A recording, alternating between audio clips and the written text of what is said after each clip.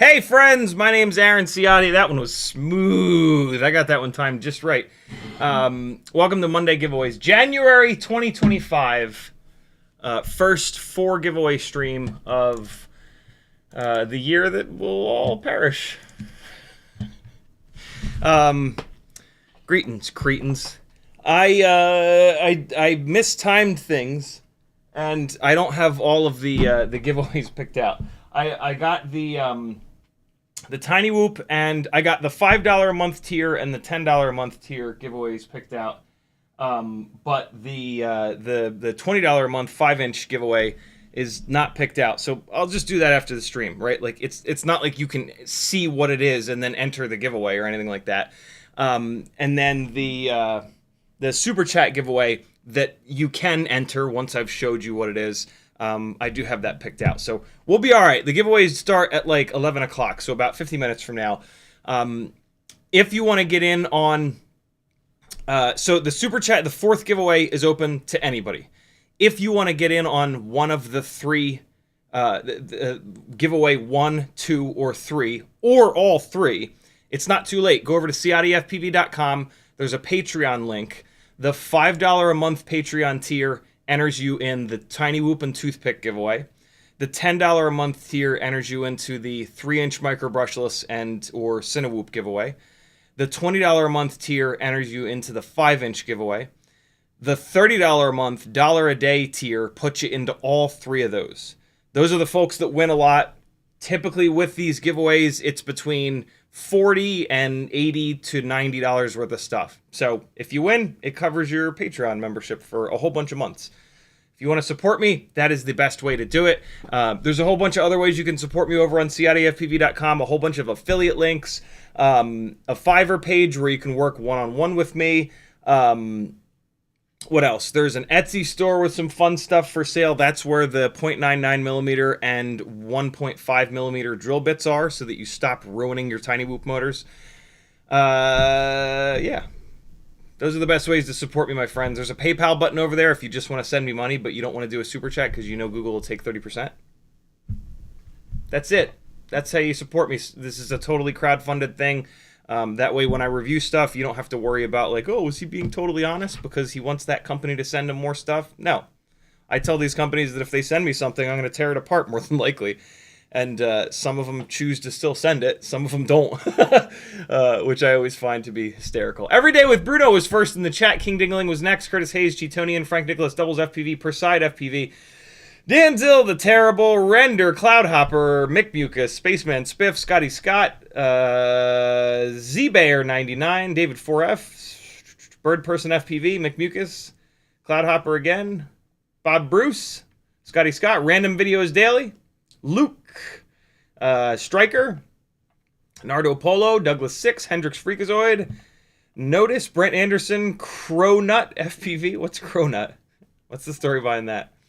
Technique, Zip369, J Deegs, Bora Bora, RGMG Fitness. The G's and the M's went all together in my brain. YouTube just did the thing and scrolled me to the bottom. Where was I? Jordan H, Notice, Danzil, The Terrible, Render, Skull, Josh H, Shoot FPV, Phila L. Is that what it is? Yeah, Phila L. Kevin J, Islander, Northern Tier, Guillermo, Curtis Hayes, CF Kinetic. What's up, everybody? Thanks for hanging. Thanks for coming. We'll do the giveaways in about 50 minutes. I don't know what we're doing tonight. If you guys ask me enough questions, we'll just answer questions. But I had a rough day, yo. I woke up with a horrendous headache, which, like, I have, like, an ultra sensitivity, I think, to headaches, because I never get them. I'll get, like, 2, maybe 3 headaches a year, which some of you are now punching things in frustration. I know there are people that get headaches all the time, and I would end it all. I would not be able to handle that. And yeah, I just could not get rid of it. Advil didn't do shit today. And I like 3 times, I guess 2 times of which I was successful. I tried to just like take naps. I managed to get a little nap in early, and then I failed at napping, and then I got a nap in that I woke up from an hour ago, and it was, thank God, gone when I woke up. Jumped in the shower, and here we are, which is why I didn't have time to get everything ready, which is super annoying, but that's the way it goes sometimes. I thought it was going to be a new the new color gangly fan this time for the Super Chat giveaway, but it looks like I still have one of the old school color combo gangly fans left. So you're going to have to wait another month to see the new color combination gangly fan, even though I just showed it to you, but it kind of flashed in the light and you couldn't really see it. So there's that.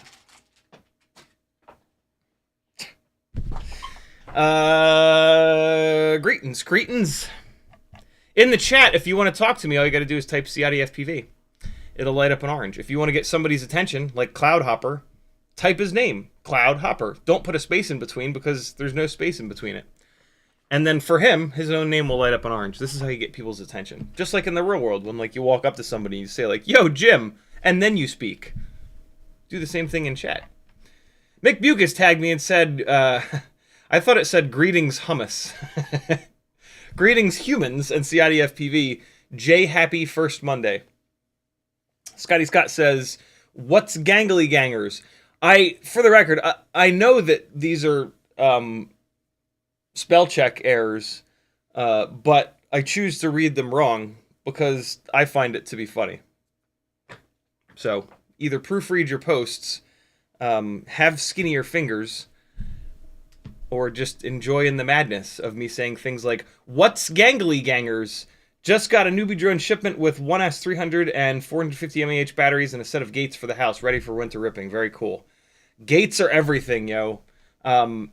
Having a bunch of gates, regular gates, and then cube gates, ooh boy.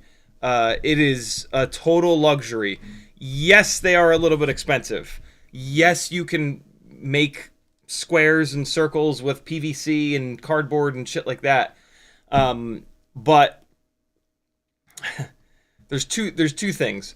The gates that you can buy from TinyWhoop, Weebleed, Newbie Drone, they are, when you smash into them, you will survive, right? Like, you build PVC gates and they're really rough on gear, right? So like the money that you spend on these gates, you'll get back in how like the ripstop nylon material gives when you smash into them the 7,000th time.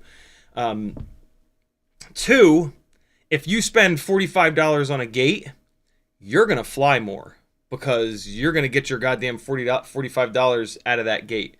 I've been lucky enough to have had Weebleed and TinyWhoop send me a bunch of gates for nothing recently, but prior to that, I had bought 4 TinyWhoop gates at like $45 each, and every time I bought one of those gates, I would fly a bunch to get like my money's worth out of those gates. And so if you need a little bit more encouragement to fly, there you go. Spend $45 on a gate and you'll damn well fly a little bit more. If you're anything like me, at least. If $45 is a lot of money to you, then yeah, that'll work. If it's not, then you'll have to figure out another way. Shout out to Weebleed, speaking of, for sending this shirt over. Very cool. I really dig this logo with the little 1S battery connector on the end of the thing. Well done. Cool color combo too. Cloudhopper said, posted pics on Discord of my 2S 75mm with RS 0802 rewinds. Just finished it today. Very, very cool. Cloudhopper was kind enough to send me a 1S 75mm rig with RS 802 36,000 kV rewinds. 36,000 happy model kV rewinds. He measured the voltage in a similar method to the way that happy model measures kV. So like that 36,000 kV is the equivalent to like everybody else's 30,000 kV or so. Is my rough estimation. Basically, Happy Model and Cloudhopper measured kV at a lower voltage, which, as we've learned, isn't actually as high of a... doesn't produce as high of an RPM, is what I have to say here, as if you measure kV at a higher voltage, like BetaFPV, Newbie Drone, VCI, RC and Power do. So yeah, keep that in mind. It's one of the reasons why we've always been like, oh my god, Happy Model motors are so incredibly efficient. It's because when we would compare a 30,000 kV Happy Model / TinyWhoop / Weebleed motor to anybody else's 30,000 kV motor, there was an actual difference in RPM and power output. Boy, it took us a long time to figure that out. It was not immediately obvious. I still do maintain that the Happy Model motors make are more efficient. Like, I've had scenarios where I have two builds, one on a Happy Model motor, one on somebody else's motor. The KVs are drastically different, but they make the same amount of power. They feel the same in the air. They turn the same RPM. And the Happy Model motors have better runtime. So I still think that the Happy Model motors are the way to go, because you'll get more runtime at a certain amount of power. There are also Happy Model motors available in much higher KVs. So like if you want tons of power, Weebleed's got 0702 40,000 kV motors, which make almost the same amount of power as the RC and Power 0702 29,000s. They actually make more RPM than them, but they don't make quite as much power, but they have much better runtime. Those RC and Power 0702 29,000s have pretty brutal runtime. They're incredible motors, and they make tons of grunt. And so they accelerate extremely quickly.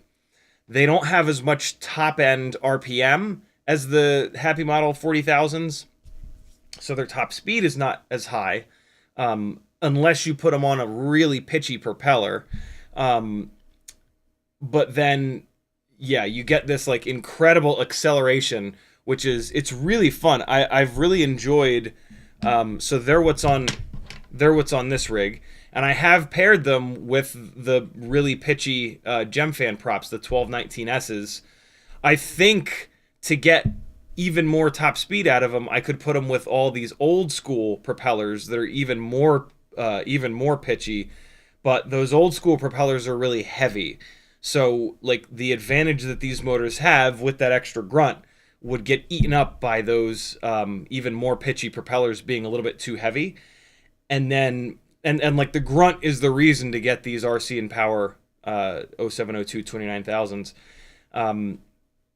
And so I've had an absolute blast flying this rig back to back with this one, which has the Happy Model 702 40,000s on a less pitchy propeller, a 1210 propeller. So yeah, it's been really eye-opening having a rig with maximum acceleration versus maximum top speed. And yeah, that's been super fun. And I've flown these back-to-back a bunch on previous live streams. We are going to do 6 batteries tonight. If that's what you guys want to see me fly a little later on after the giveaways, that's what I'm certainly willing to do. Since we're talking about it, you know, it might make sense. If there's something else you guys want me to fly, that's fine too, though. I'm going to put 4 batteries on the charger here. You guys should put 6 on your charger. And this is a hashtag 6 battery live stream. So if you haven't flown your 6 batteries today, fly them during the stream. Most of what I do is podcastable. So listen to me while you fly your 6 batteries. And if you fly 6 a day every day, you'll grow as a pilot quicker than you could possibly imagine. And it'll improve your 5-inch flying skills, your TinyWhoop flying skills, your everything. TinyWhoops nowadays, that they've got really good power to weight ratios, and the tunes are really dialed in. It is incredibly valuable practice for you, and it's super fun, you know. So do it. McBuka says, having a blast with my 2S build, but I do break something like every 4th battery or so. What are you breaking? I haven't broken anything on my 2S builds other than props. What are you breaking? Striker says, screwed a new race spec today. The stock camera wires aren't long enough for an air style canopy on the newest version. Resoldered it and I plugged it in and it smoked. Smoke came from the ESC. That sucks. Screwed up a new race spec today, I guess you meant. Stock camera wires aren't long enough for an air style canopy, eh? Oh god, yeah, I can kind of see that. They went really short on these camera wires. Well, shit, that's going to make me finding a different canopy for this thing kind of challenging. I'll probably try a mcstinky canopy on here. Because the mcstinky pushes the camera forward and it keeps it nice and low. And it looks like the it looks like the camera plug is dead center on this thing. And it also looks like the UFL plug is dead center. So that'll work for the mcstinky. One of my main complaint about the mcstinky mount, which is available on the Thingiverse, is that on the 2G4, on the Happy Model 2G4 AIO, for example, right? If this is the AIO, the UFL plug is offset a little bit, and the UFL is pretty tall. So the mcstinky mount will sit like this, and your camera will sit slightly sideways, which is terrible. It's really, really, really hard to fly accurately when your camera is not dead level. So this seems like a perfect candidate for the mcstinky mount. There's also a mcstinky mount specifically for the Newbie Drone BI camera. I think it's the big mcstinky. Don't quote me on that, but it says it on Thingiverse. I'll actually look it up right now, and I'll put the link to the mcstinky into the chat for anybody that's oh, look at this, the tiny bee. Well, if you want to be ultra lightweight, this will definitely be lighter than the mcstinky, but it's not going to protect the camera nearly as well. But for ultimate lightweightness, there you go. I tend to gravitate towards durability over ultimate lightweight, and there's the mcstinky. And the mcstinky mount seems to be the best mix of lightweight with good camera protection. It's got a nice chunk of TPU up here above the camera to protect the lens. The lens sits like back a little bit in there, so the lens is not just sticking out asking to be scratched. And if you look at the back down here, there is like just enough TPU under the camera, and the mount itself, just this structure of the mount and the way that it's all tied together, is strong enough to prevent the camera from flattening out and smashing against the AIO on those really hard inverted crashes. So yeah, the mcstinky seems to be the lightest weight, no compromise, no durability compromise mount. And when I look here down in the summary, it does say that the big mcstinky is for the larger cameras like the Caddx Ant Lite or the Newbie Drone BI. So yeah, the big mcstinky is what you want. So then you go in here, you go into the files section, right? You click files here, and there's all different up tilts, which is something that I really like about this mount. You can get it in 25 or 20 or 30 or 35. So yeah, down here is the big mcstinky. So personally, I should have a big mcstinky 20 that I can pop onto the race spec, and maybe we'll fly that tonight. It's up to you guys. You guys can pick what we flop around. I'll be interested to see what it weighs after changing the mount. This in my opinion, brutal mount that it comes with is, I'm sure, super lightweight. So this will probably gain a little bit of weight going to the mcstinky mount. So we'll see. This might not be the lightest rig in the building anymore. What does this thing weigh? The race spec weighs 16.45 grams. This Air 65 prototype that I've done but I've done a few lightweight things too, is 16.65. So I have a feeling that this won't be the lightest weight build that I've got anymore. But it will be nice to have a camera mount that holds the camera true the entire time. This Air 65 has this Air banana hammock canopy that I've been having a hell of a time keeping the cameras completely level. So if I were to change this thing over to a different camera mount, it might also gain a little bit of weight. I haven't really weighed those Air mounts though, with all the screws and whatnot. But I mean, look, regardless, if you have a TinyWhoop that's like 17 grams or slightly less than that, it's just bananas. Like that is so lightweight. And worrying about a couple tenths of a gram when you're down that lightweight doesn't really make a lot of sense.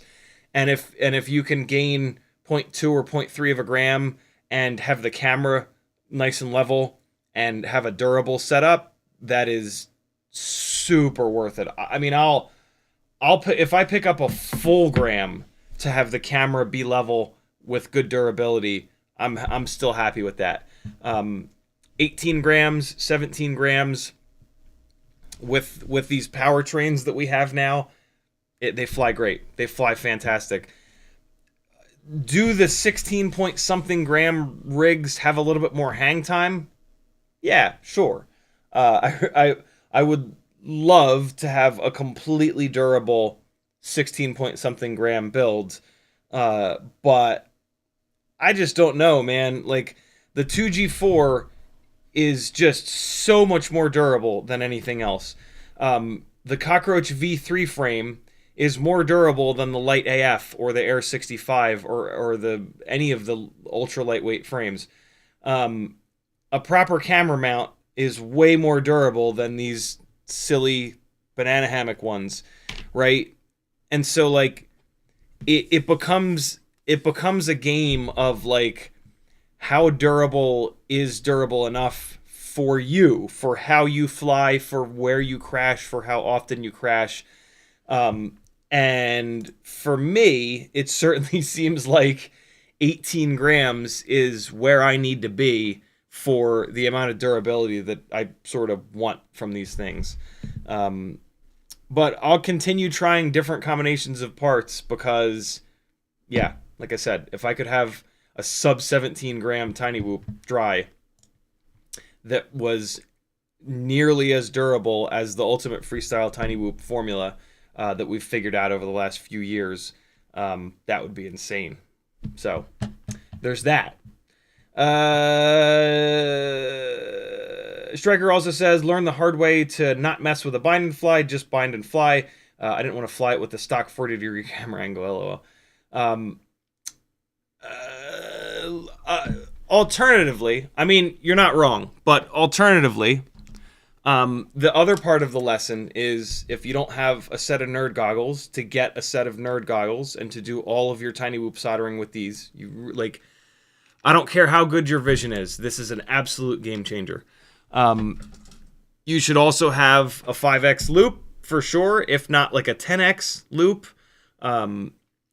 And you should always be inspecting your work very closely with magnification before you put power to everything, to anything.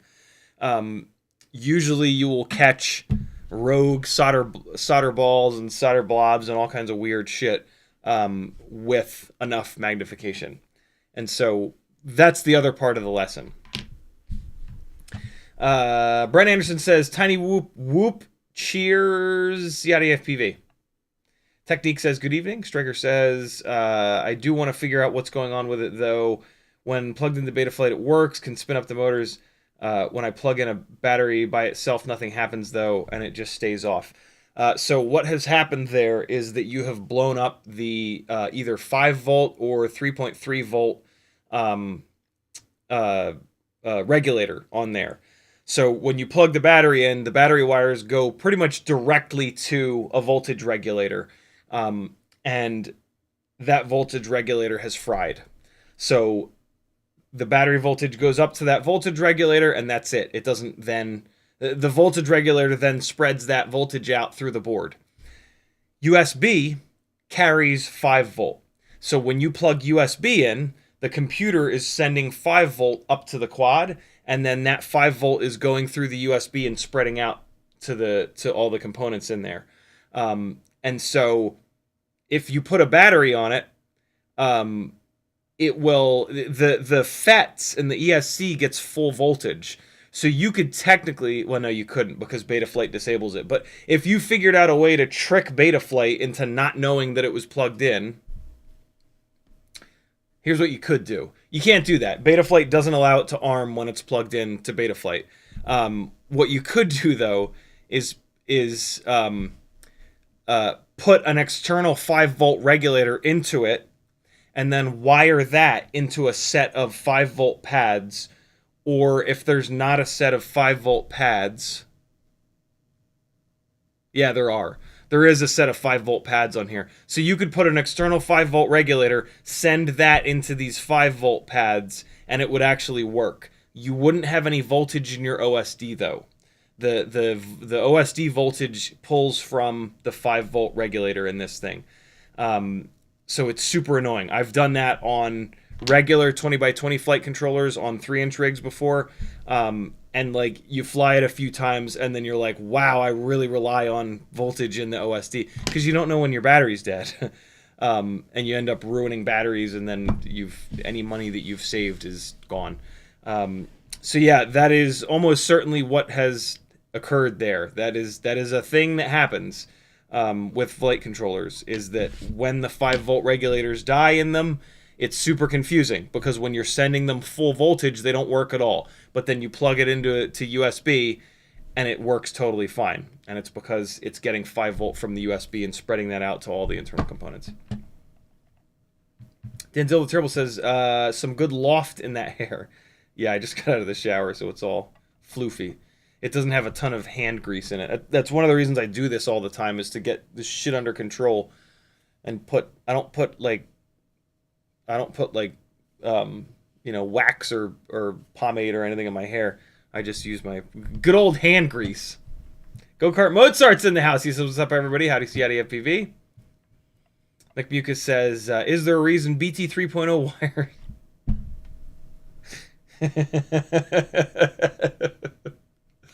I applaud you for the amount of patience in this comment, Mick. If it were me asking that question, it would read, CiottiFPV, is there a single fucking reason that the goddamn BT 3.0 wires are so fucking short? That's how I would have put it. Oh, man. The only saving grace, the only saving grace, is that the most awesome way to wire up the BT 3.0 in the 2S setups. Where are all the 2S setups? What has happened here? The 2S 75mm rigs have vanished on me. Where'd they go?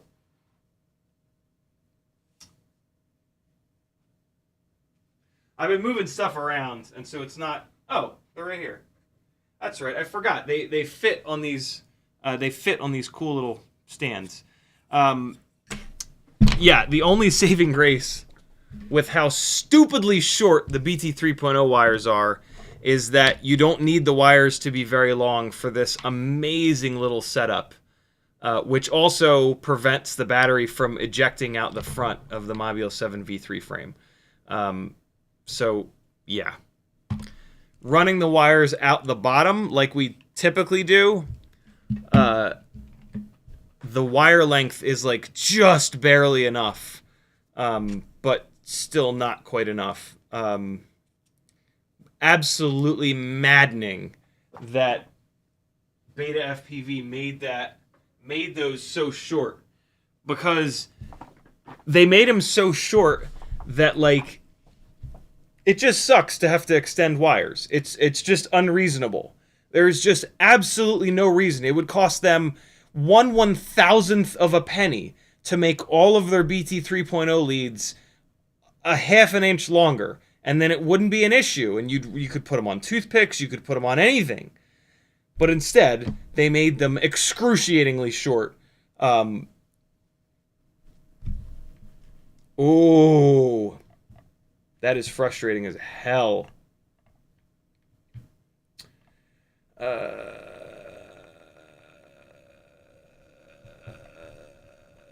Scrolling back up to try to find my place because YouTube did the thing.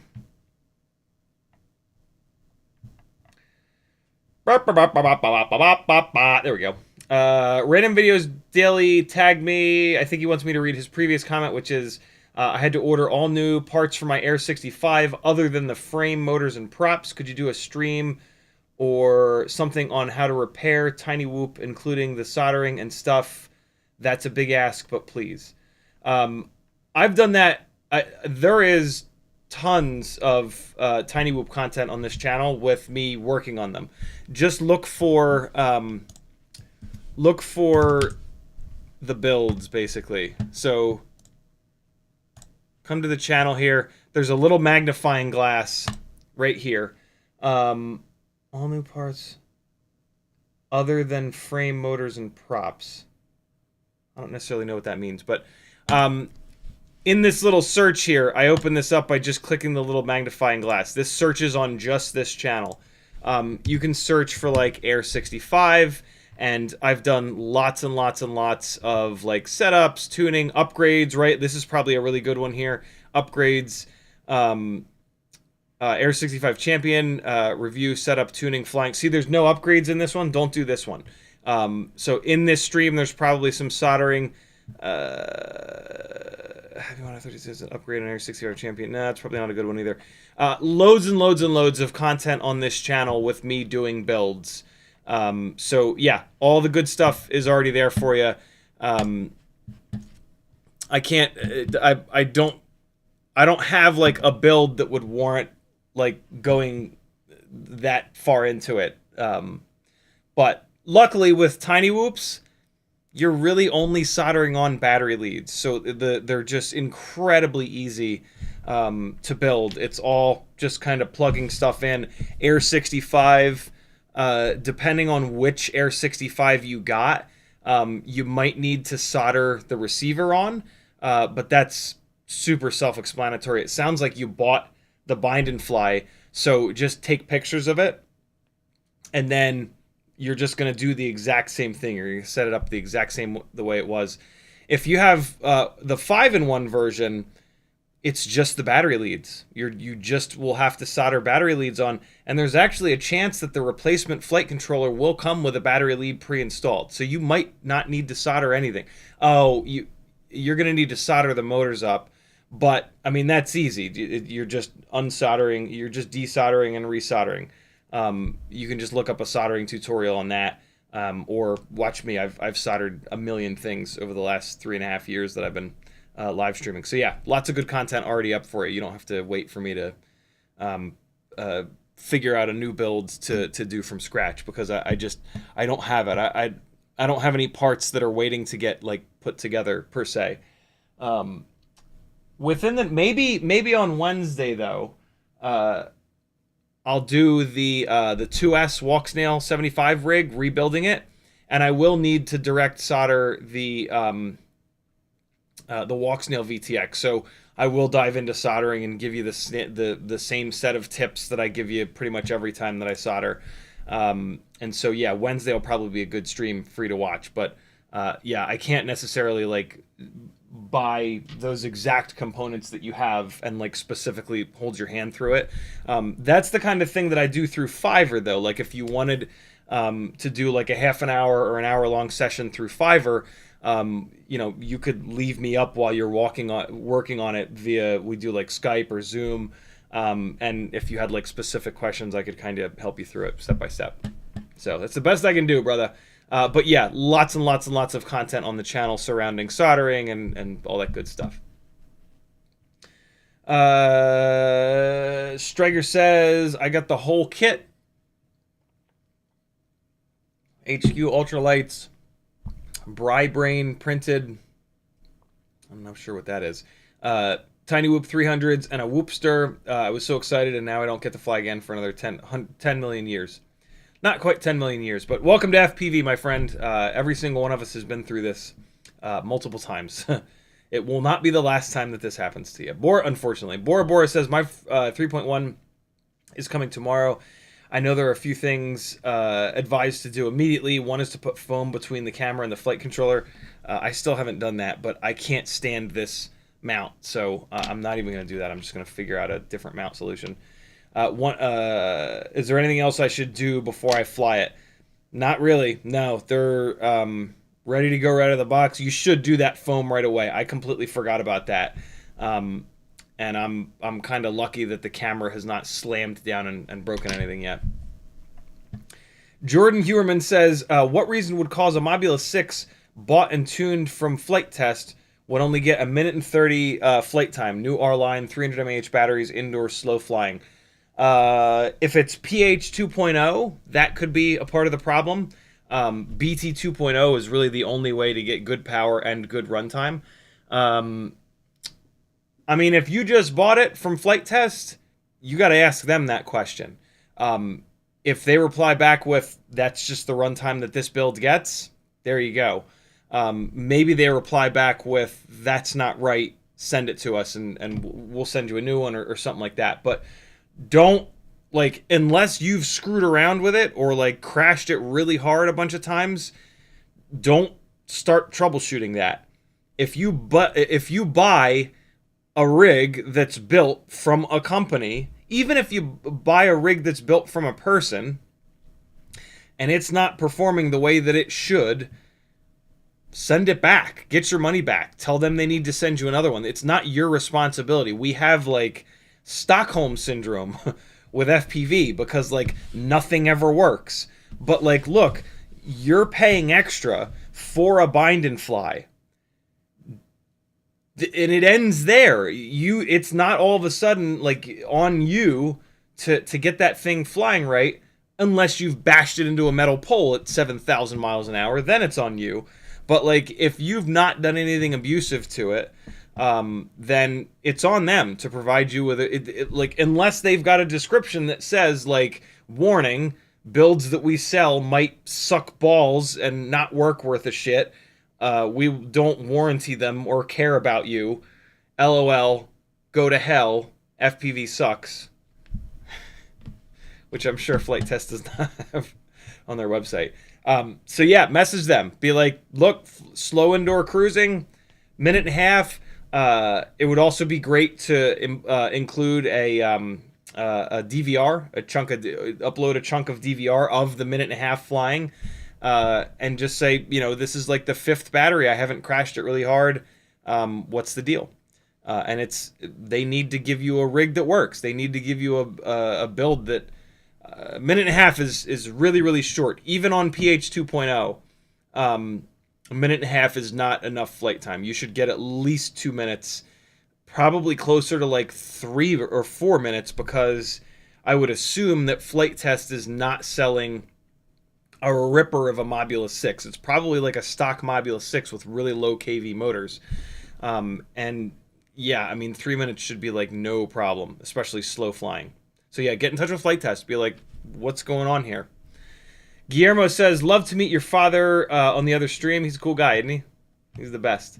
RGMG Fitness says, curious if you have any recommendations on selling old dust collecting FPV gear.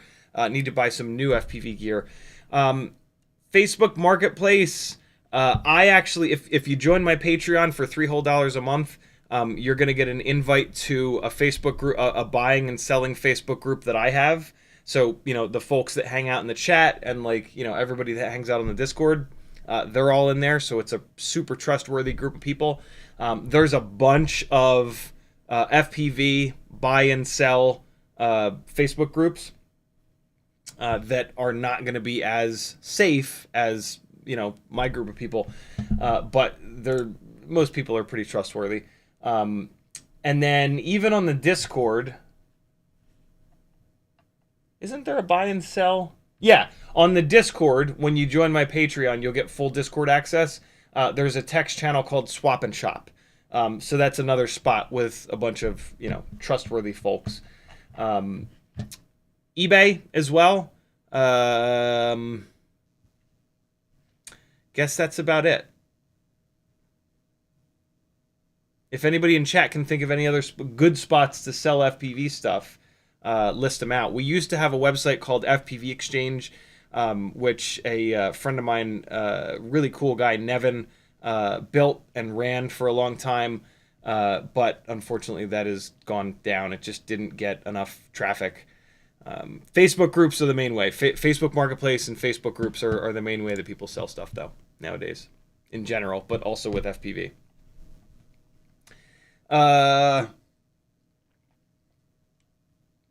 Denzel the Terrible says, dollar store hula hoops for the win. Come with glitter included. Nice. Yeah, lots of ways that you can build cheap gates, but the ripstop nylon gates that you buy from TinyWhoop, WeBleed, Newbie Drone, Get FPV also has some gem fan gates. They are really, really nice.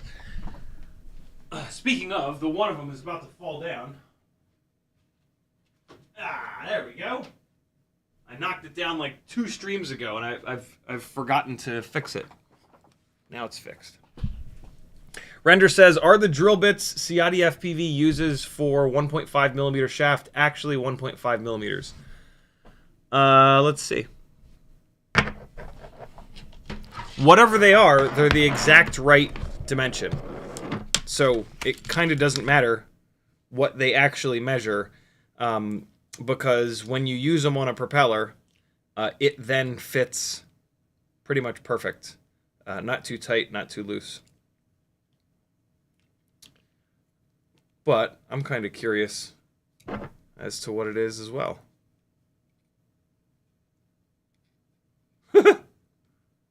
Hold on. Looks like it's 1.45. It said 1.62 at first. I was like, looks like it's actually 1.45. That's actually kind of nice. I would rather have it be too small so that you have to run it in and out of the propeller more times than less times, right?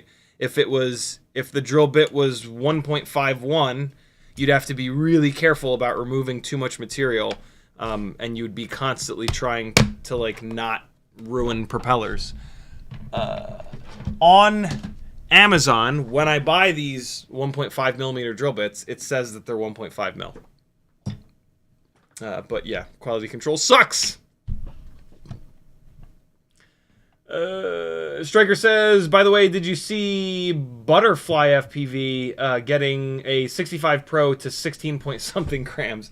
I didn't, but he does rad stuff, man. He drills all kinds of holes, and I'm not willing to go that deep into time spent on components. I learned this in motorsport. Like, you got to be really careful with something that you're going to drive, in that case, hard. In our case, fly hard, with how much time you pump into it. Because if you put 1,000 hours into a race car, when you go out to drive it hard, you're not going to drive it super hard because you've got so much of your life invested into it. And if you do drive it hard and you wreck it, you're fucked because you got to go 1,000 hours deep into it again just to get it back to where it was. So I'm a huge proponent of buying off-the-shelf stuff, buying the best possible quality off-the-shelf parts, because then you've got something that is easy and quick to repair, and then you can just hammer the shit out of it, and you just don't care about abusing it and flying it super hard. So that's just me. That's not the right answer. That's just sort of where I fall on that deal. Cole Power says, if you can't fly for real, do your 6-packs in a simulator. It's true. Yeah, spend 20 minutes in a sim. If you hold a transmitter every single day and wiggle the sticks around for 20 minutes, you will be a much better pilot, like month over month. You'll look at your flight footage from last month and be like, yo, I sucked. And then a month from then, you'll look at your current flight footage from a month in the future, you'll look at your flight footage from today and be like, man, I sucked there too. It's wild how much 20 to 30 minutes a day, every single day, or 6 batteries a day will do for you as an FPV pilot. Omega Xenon says, I got a Meteor 75 Pro coming in a week. Super hyped. You'll love it, man. It is a hell of a mine and fly for ripping around outside. Notice says, crashed my 75mm 2S HD0 Eco so hard, the back of the camera blew up. Holy shit. Cole Powers says, print a mcstinky on stream. Nah, I have a whole bunch of... From when I did the 3D printing competition, I have like a big bag of mcstinkies, so I'll wait to print something that I don't actually need to print. Schreger says, do not try a mcstinky. I wanted to as well. AK showed me that it sits directly on top of the UFL and it will kill your VTX first crash. Good call. Yeah, that is true. I mean, that's kind of always a problem when the UFL is sticking up and then your camera mount sits on it. What you could do is run, and this is probably what I'll do, is run a little washer under the mcstinky to get it sitting up. Although it'll still then push down on the UFL in hard hits. God damn it.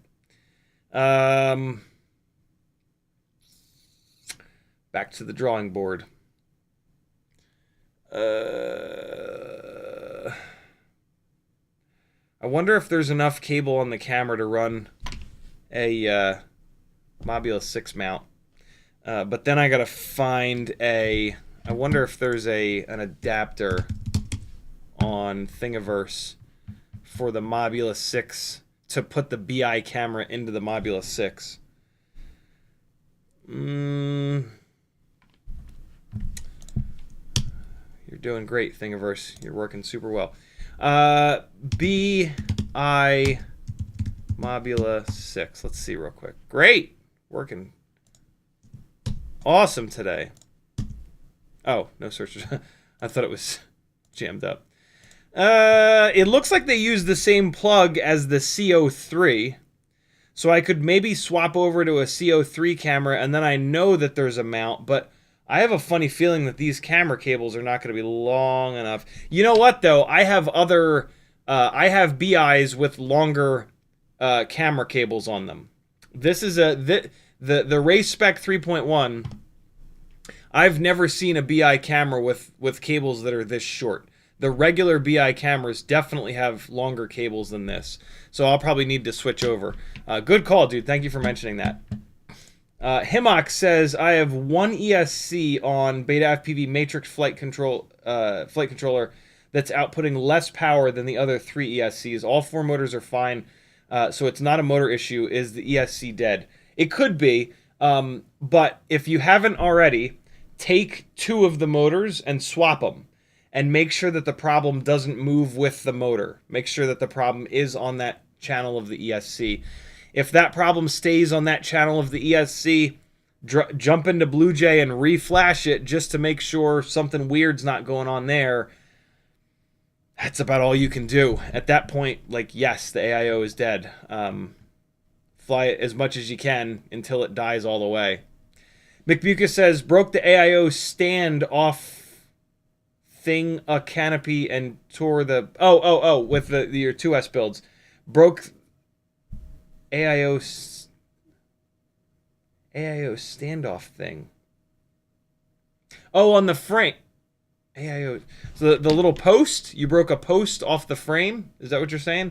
A canopy and tore the pigtail out. The battery pigtail? Jesus, that's a bunch of damage. Yikes. I mean, if you crash hard enough, you could break anything. I've not slammed the 2S rigs like super hard. That's not true. I've slammed them really hard in the driveway. But flying around the house, about 50% of the crashes happen into like the grass, which is not that hard. But now that I really think about it, I've banged it into the roof pretty hard. And I've had a couple crashes where I came down full throttle inverted into the driveway, which is concrete. Hard crashes are hard crashes, though. You know, like every single time you crash hard, you're rolling the dice. If it hits perfectly wrong, God only knows what can break.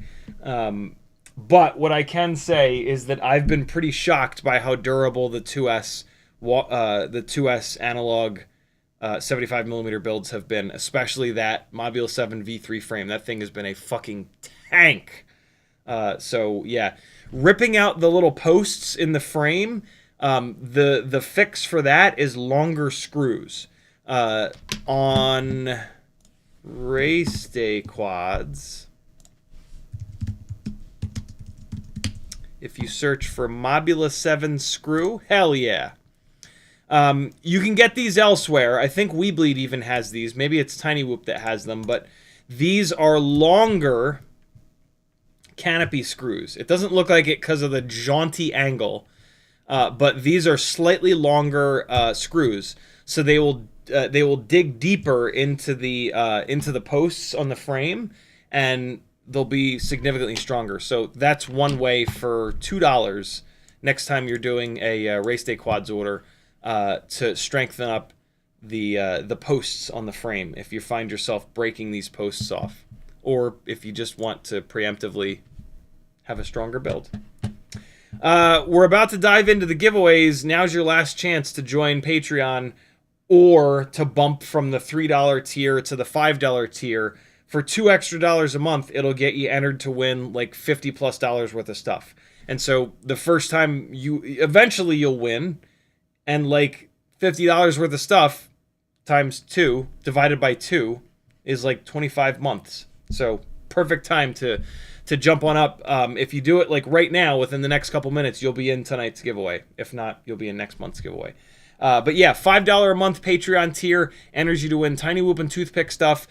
$10 a month tier enters you to win 3-inch micro brushless and or CiottiFPV stuff. $20 a month tier enters you to win 5-inch parts. $1 a day, $30 a month tier enters you to win everything. All 3 of those giveaways you'll get entered into every single month. Link over on CiottiFPV.com, or Kevin Sumner is dropping the direct Patreon link. Bora Bora got the RC Power 29000s and put them on an Air 65. The weird problem I have is that the shaft is ever so slightly thinner. It is, so my props fly off. I ended up putting super glue on it. If you're going to do super glue, take the propeller. Imagine this is a giant TinyWhoop propeller, and this is a giant pin.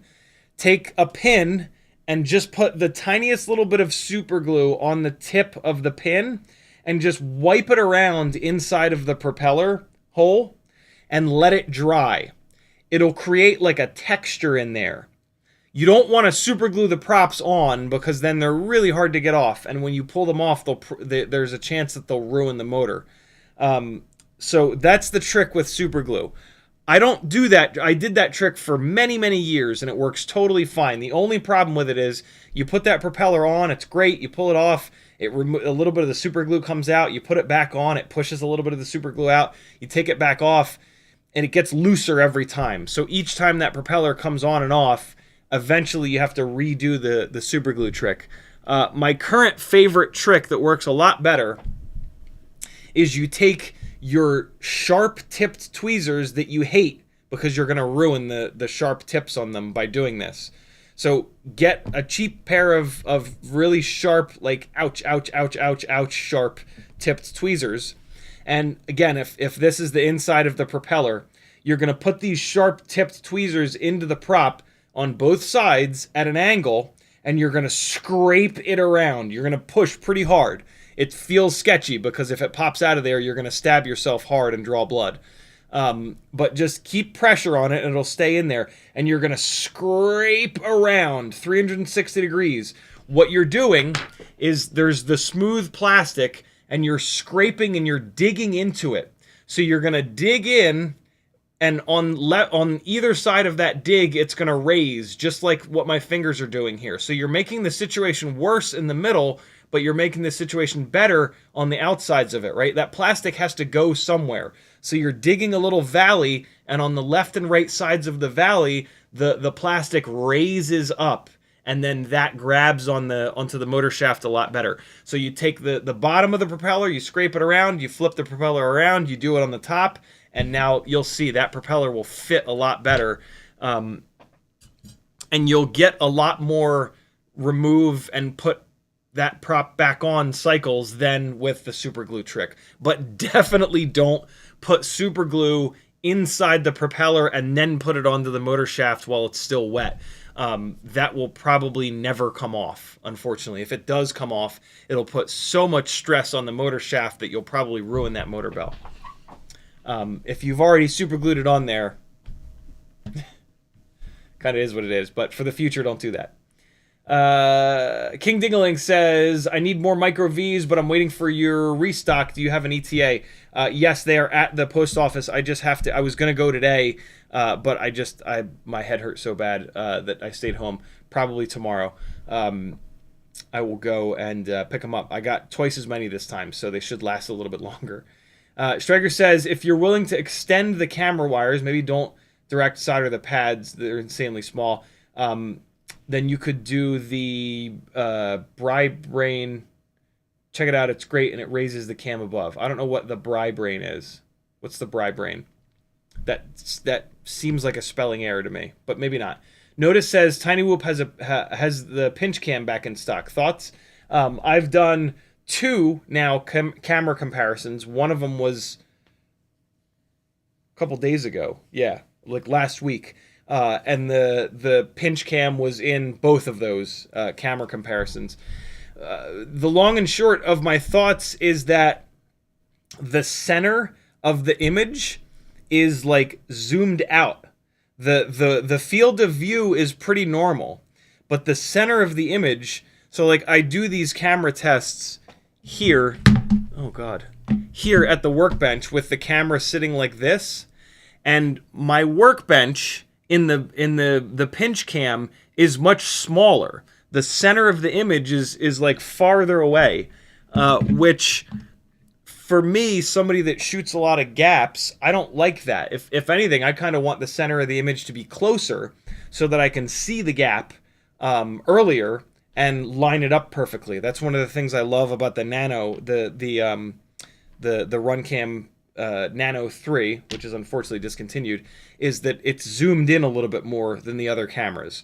So you are looking farther ahead than the actual quad is, so you have a little bit more time to line up the gap and then shoot through it, which, you know, a 43-year-old with eyesight that's not as great as it once was, that I feel like that helps me.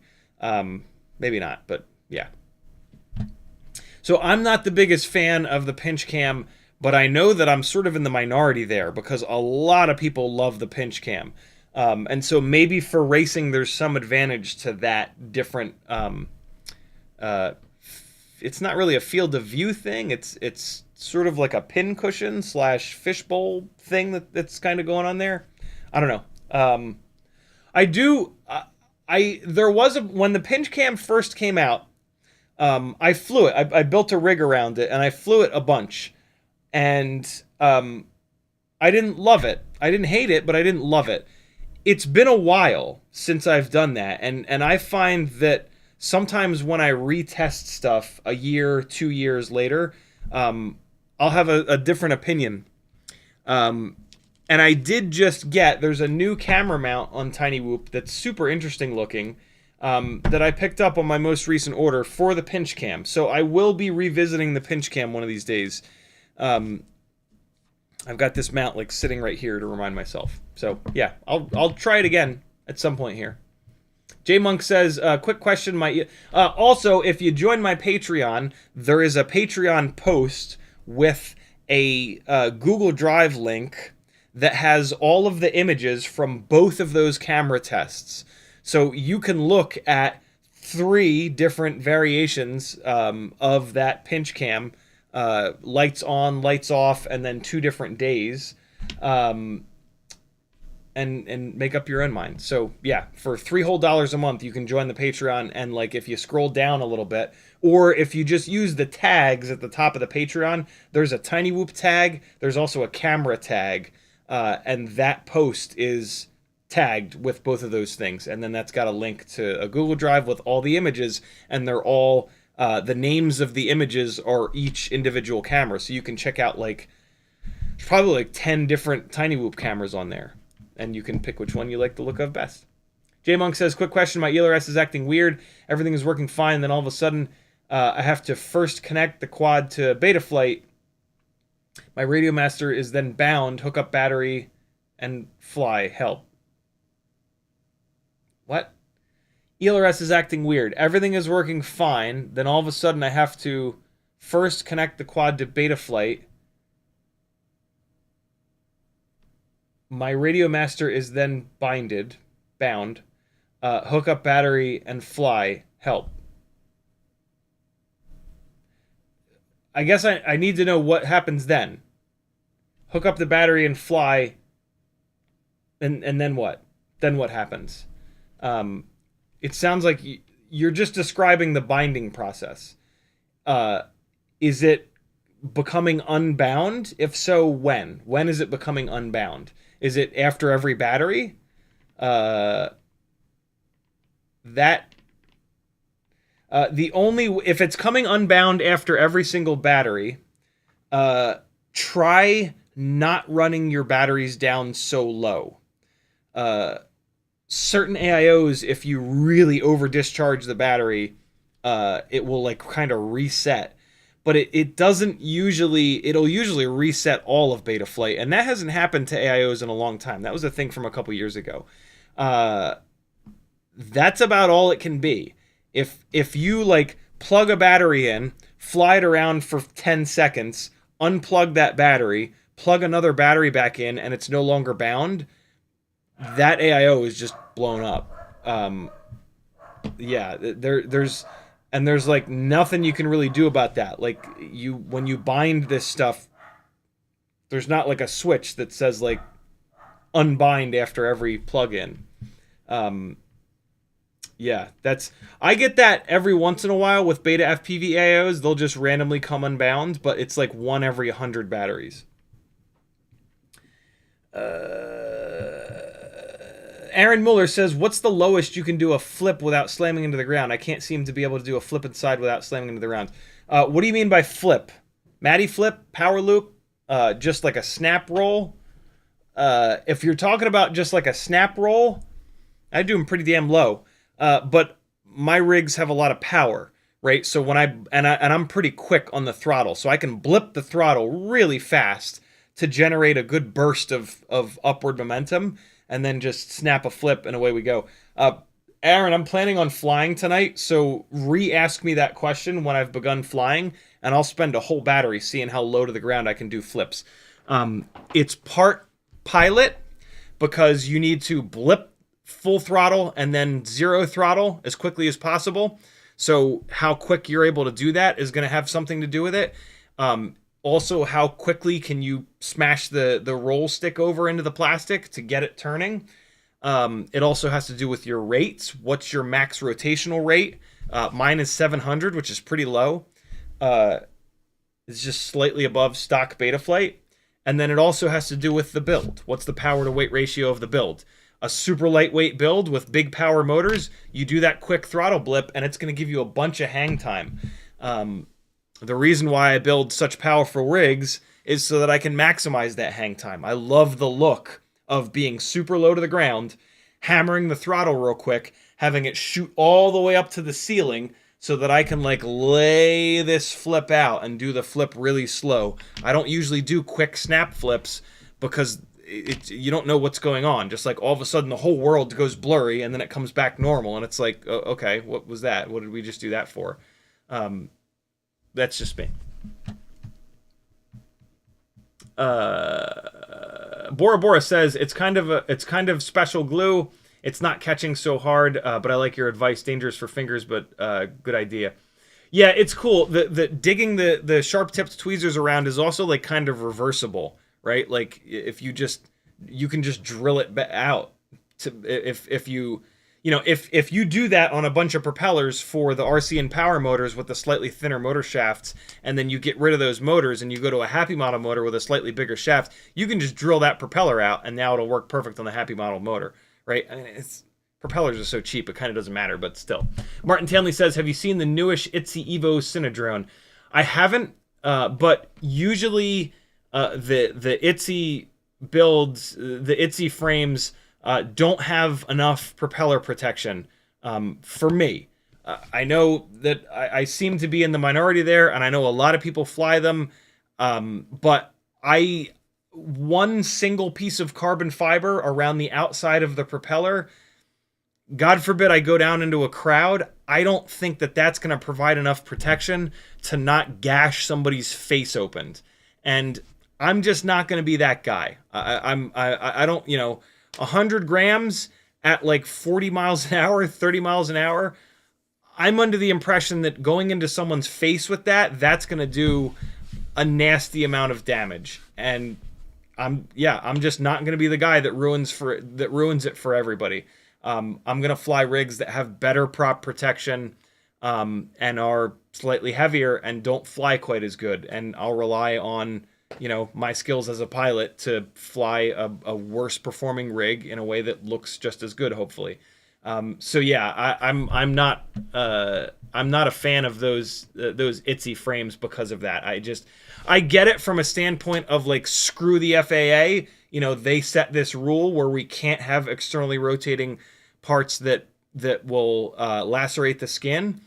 And like, on one hand, it's like, yeah, stick it to the man. Screw you, FAA. You wrote the rules in a specific way that I can get around them by having a tiny little piece of carbon fiber there that's not externally rotating. And so if it gashes somebody's face open, what do I care? I was flying within your rules. I do care. I don't want somebody to. I ran into a door in middle school, and it left a nasty gash on my face. I know what it's like when your face gets cut. It is horrifying. The blood shoots out of your face. And like, I'm not doing that to somebody that went to a concert to have a good time or whatever.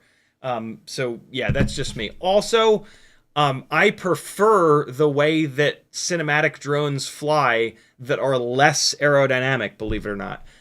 For me, a cinematic drone is about going slowly, and with just one single piece of carbon fiber there, those kind of rigs that also like the prop guarded rigs, like all of these pusher rigs now, they fly too fast. And like, what you end up having to do is fly really flat. And when you fly really flat, any little change in the throttle makes it shoot up and down. I prefer rigs that are less aerodynamic, that you can put the nose down more. And the fact that they're less aerodynamic, they don't start going a million miles an hour. And so when you put the nose down more, your throttle resolution gets a lot better.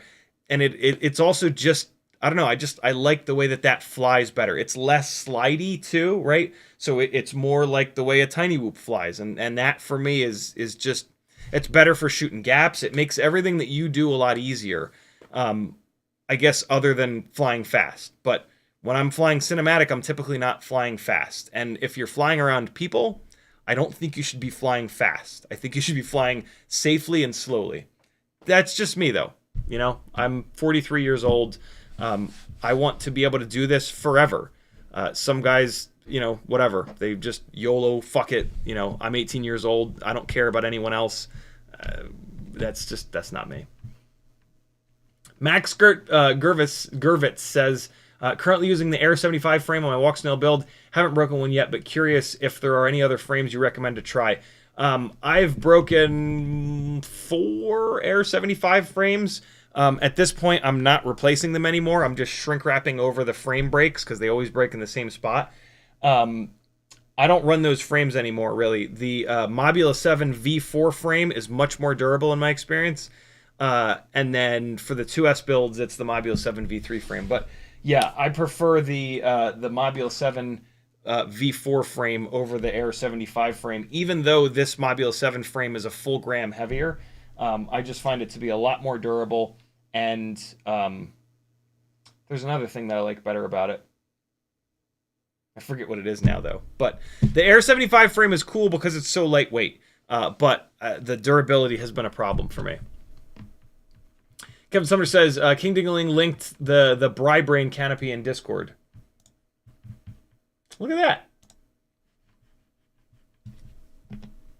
So that lifts the camera up quite a bit. That is pretty cool. Maybe this is the, maybe this is what I'll try. Nice. I dig it. I wonder how stiff it is. I wonder if that camera on inverted crashes is going to come down and slam into the AIO. But man, the camera is high enough where it, yeah, it might be okay.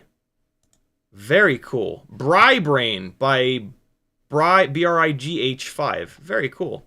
Do they make it in not a million degrees of up tilt? They do indeed. 25. What cameras is it meant for? BriBrain, reactions to the mount, flushing it. Oh, nice. Looks like he kind of specifically... I guess I am going to be firing up the 3D printer. All right. Not tonight, but one of these days I'll have to learn slicer software, I guess, right? Good stuff. I'm going to leave this opened. And yeah, 25 degrees is just low enough. Oh, look at this. There's a version with bigger supports on it. This is what I'll print. I'll print the one with more stout supports. There's a whole bunch of versions of it. Very, very cool. I'll have to look at these. Nice. Good call. I thought that was a typo in Striker's message. Shows how much I know. Martin Tanley says, does throttle midpoint have any connection to how one blips or those little punches? Nope. Any idea why I prefer into the 60s for mid? No idea whatsoever. Unless, I mean, your midpoint being up into the 60s is awful high. I would only want that on a really heavy or a really underpowered rig where the cruising throttle is at 60%. The midpoint should be centered on whatever throttle value that you cruise around at. So if you cruise around at 60% throttle, then that's why you like the 60% midpoint. If you guys are going to use Throttle Expo, though, go to my channel, click the little magnifying glass, and search for Throttle Expo. I've spent 45 minutes to an hour diving into it 2 times on 2 different live streams. You really need to watch those live streams to fully understand how to properly dial that in. If you're going to run a significant amount of Throttle Expo, like any more than 20 on the Expo amount, you got to get that midpoint dialed in perfectly. Otherwise, it's going to make the situation worse. And so, yeah, you really want to watch those rants that I go on in those live streams because it is super important. The reason why most people hate on Throttle Expo is because they don't know how to dial it in properly. People that learn how to dial it in properly message me and say, holy shit, you were so right. This is amazing. So, yeah. There you go. Render says, does that mean the Cinnabot and those type of Cinewhoops are no-brainer in your opinion? I don't necessarily know the Cinnabot, but, I mean, here's the long and short of it. The minimum propeller protection that I will fly is this right here. And this, it's like a half an inch above and below. And I don't fly this one with raw carbon unless the other one breaks. And the other one is here. So this is like the first one that I fly, and it's got the nice TPU on the edges in the front of the carbon. I do not fly these rigs backwards with any amount of speed where I don't have that TPU because it's sketchy. We have a little bit of up tilt, and you're pretty much blind doing that, and it's just not cool. I'll only fly a rig fast forward. These things, like, there's enough aerodynamic bullshit here where these do fly relatively slow, but I don't even really love flying these cinematic. Like, if I have to stay sub 250 with a naked GoPro, like, this is the way to do it. What I really prefer is a full-blown Cinewhoop with proper ducts on it. This is my favorite. Total protection, and it flies nice and slow, right? Like, look at the aerodynamic profile of this thing when you're nose down. It's a hot mess. Like, this is a disaster. But what's nice about that is it makes it nice and slow. And when you turn sideways, again, it's a disaster. So it just turns. It doesn't keep sliding. When you've got these rigs with these little slim-ass prop guards or, like, one single piece of carbon, you know, it's just not... It's not... I don't like it. I feel like it's unsafe, and I don't like the way that it flies. But again, that's just me. You know, these gigs that I get are very, very geared towards a cinematic flight style where the footage that I'm providing is going to get mixed in with Steadicam, with static cameras that have zero, in some cases, zero movement. So for an editor to try to cut in FPV flight footage at like 50, 60 miles an hour, sliding all over the place with a static camera or even a steady cam is extremely difficult. So I've had much better luck providing slower, more steady, more cinematic kind of footage that actually gets used and then actually gets me another gig with that producer, editor, director, whatever it may be. But again, everybody's different. If I get a call from someone that's looking for 50, 60 mile an hour footage, you provide the people hiring you with what they're looking for. But yeah, that has been one of the main limitations to FPV footage in the last 3.5 to 4 years that I've been flying professionally, is that it is very hard to smoothly edit it in with static footage. And I've had a number of really good paying gigs with big name artists that they didn't use any of my footage because it just didn't, the editor just couldn't figure out how to work it in. Like, FPV has gone through a really interesting growth where, like, 3 years ago it was the cool thing, and so everybody was just getting it and they were just cramming it into these edits, and it was like flavor of the month. It was super cool, and it was like, if you didn't have FPV footage in your music video, in your whatever, you were whatever, you weren't, I don't know. It has progressed from that to now being a tool that is either properly used and properly integrated or not used, and just jamming it into like every single place where it doesn't really belong. People like got sick of it really quick.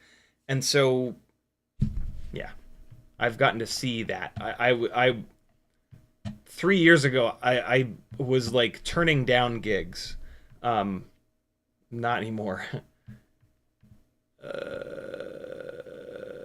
The end of Render's question is, what setup would you rock in the 3 to 3.5 inch CineWhoop world? The Cinesplore. And 3.5 inches, in my opinion, becomes way too big and way too heavy. And you don't really need to go that fast, unless you do. Craig Meyer says, young rock throwing flight got my forehead bleeding, very showy. That sucks. Kevin Sumner says, the manual support version adds supports for 3D printing, not for stiffness/durability. Got it. 3D printing noob in the house. Bud Erickson says, no idea if I'll get this edit done before the giveaway, but I'll see how it goes. Nardo Polo says, that canopy with the more supports is there. It's the same thing. Thank you, guys. Halfbaked 210 says, slowly running out of Nano 3's advice. Here's my advice. This is a group project. There's 114 people in here right now. 114 of you. Ask your FPV friends, post in your local FPV groups. Let's find all of the remaining RunCam Nano 3s, is basically what I'm getting at here. Ask your friends. Look, the RunCam Nano 3 came on a ton of different bind and flies. It came on all of the old school Mobula 6s, and I think all of the old school Mobula 7s too. So ask your friends, post in your local groups, post anywhere you possibly can, in search of ISO-RunCam Nano 3, right? Or like Mobula 6 or Mobula 7, right? Do a little bit of research, figure out where else the RunCam Nano 3 came. I think it came on the Nano Hawk. Even if you don't want a RunCam Nano 3, if you find one, you can easily sell it to our crowd here for, I'll pay $20 for one. You can probably get them damn near free. There's people that really don't like them. And so let's see if we can find all of the RunCam Nano 3s. On my Discord, there's a swap and shop channel. I guarantee you could probably get $30, maybe $40 for one. If I didn't have a bunch of extras, I would pay $30 for a RunCam Nano 3. And I bet you there's other people that would as well. So start find them and post them in Swap and Shop and make yourself a couple bucks. How about that? And make somebody else super happy, more importantly. But I almost guarantee you, type 30 into chat if you would pay 30 bucks for a Runcam Nano 3. I would. For sure I would. Danzilla says, now you can print TPU guards for the other box frame. That's true. Although I've never seen any for the other box frame. But it's okay. The one box frame never breaks. The main one that I fly never breaks. And I don't like to fly that AOS box frame anyway because it breaks every single time you crash it. So I really prefer the QAV. Bird Person FPV over on the Discord in General Nonsense just posted a link to TicoFPV.com. It looks like they might still have the Runcam Nano 3 in stock. That's the other thing, is that there might be a little FPV shop that has a bunch of Runcam Nano 3s sitting on their shelf. If you find it, shoot them a message and say, yo, how many of those do you have? You'll be a fucking hero if you post on my Discord, yo, I found a spot that has 50 Runcam Nano 3s in stock. We got to get to giveaways, but I have to get caught up on chat first. Phil says, I have X4 Happy Model 1102 8500 kV motors and want to build something with them. 85mm whoop, or could you suggest a TinyWhoop frame that would work? That's an awful low kV for an awful small motor. 85mm whoop is, your head's in the right spot. I don't know if you're going to have enough RPM there on 2S. You might have to run that up on 3S. That's going to be a challenging motor to find a good home for, but you're in the right ballpark. 85mm whoop is what I would do. Yeah. But that's a little tiny motor that's awful low kV. Typically, what I want from an 1102 is like closer to 20,000 kV. So at 8,500, like, that's going to be tough. Hemok says one motor is spinning to 17,000 RPM. The others are 35,000. Full throttle. I switched the motor. Same issue. Not a motor issue. Is the ESC dead? Matrix flight controller. Almost certainly it is dead, unfortunately. Craig Meyer says eBay has Runcam Nano 3s. Nice. There you guys go. Skesic says, did you answer this already? Is there a significant downside to extending battery leads? Not really. It's just annoying. Extra weight is the downside. But you know, that is what it is. Jesse's here. What's up, brother? How are you? TinyWhoop is in the house. Don't say anything mean. You guys wouldn't say anything. There's nothing to say mean about TinyWhoop. We are so lucky to have Jesse and TinyWhoop.com in our in the FPV world. If you say anything mean about TinyWhoop.com, you don't know what the hell you're talking about, and that's a you problem.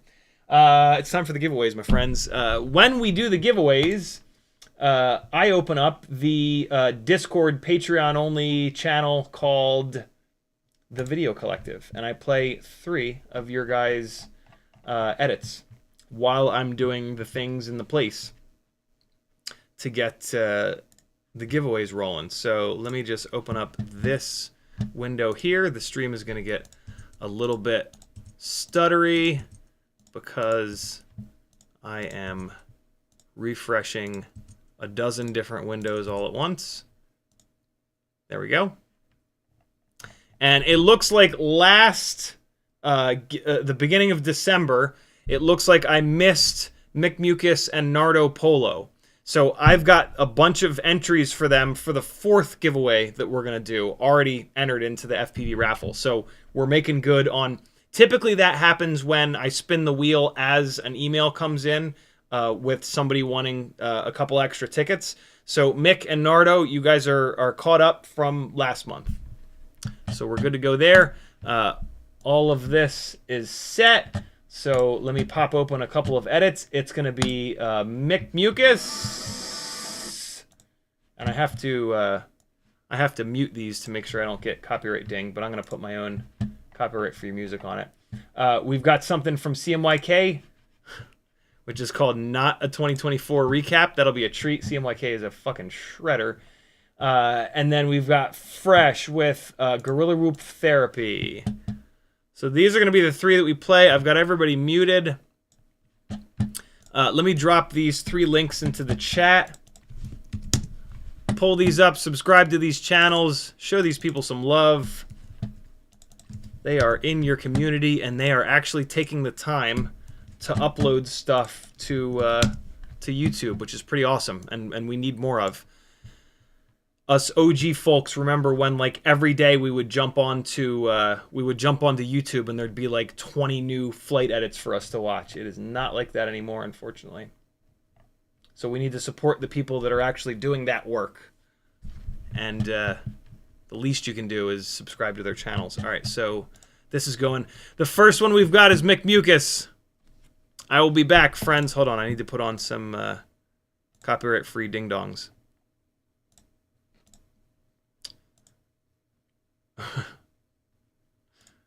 We'll start off with a classic. I'll be back, friends. Wait, no, hold on. I gotta do this. Oh, boy, here we go. Anybody that hasn't heard this, just enjoy the majesty. I'll be right back. I gotta do a couple things. Rocking the scene, a handsome dog, a star supreme, with first of flying paws that slam. He's the coolest pup in the jam, sniffing out the beats with every step.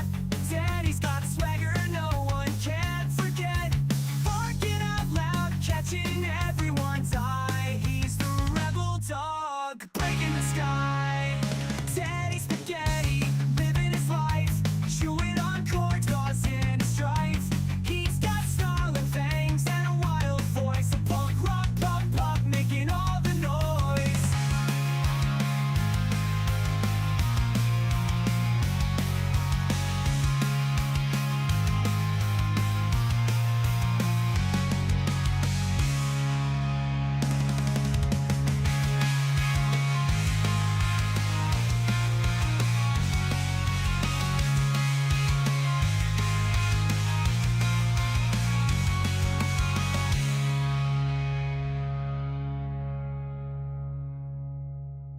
Like them on fucking rock, keep fucking.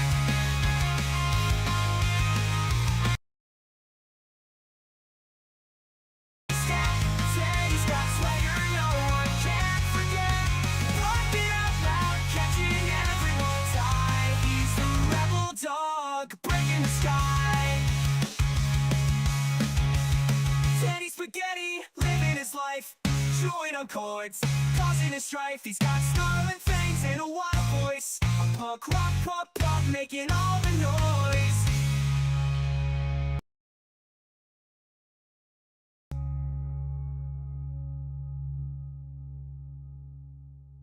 All right, I am almost ready. The 3 links to those pilots are in the chat. Click them if you haven't already. Do it! Jeez! Hold on, I'm almost ready. That is an AI generated punk rock song about our dog Teddy Spaghetti. We call him Teddy Spaghetti because he has worms. That's a Frasier joke. All right, submit and submit and submit, and we are ready to go. First giveaway is the $5 a month TinyWhoop giveaway.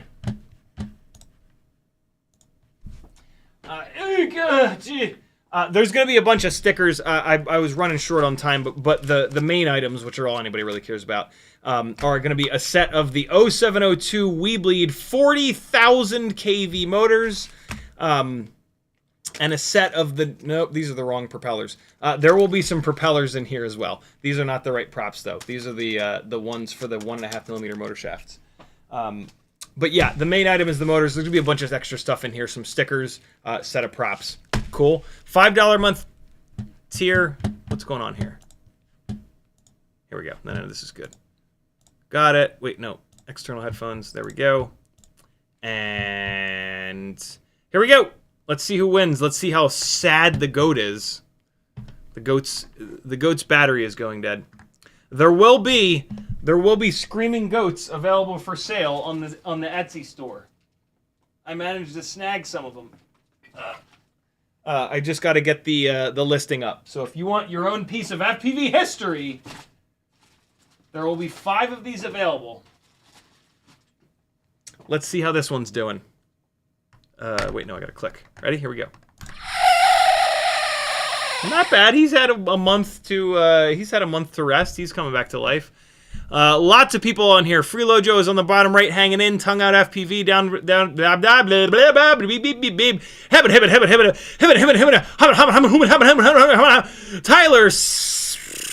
Tyler S. Let's say, congratulations, you have won, my friend. I've got your address on Patreon. I will send you your winnings. Congratulations. STERBENTZ.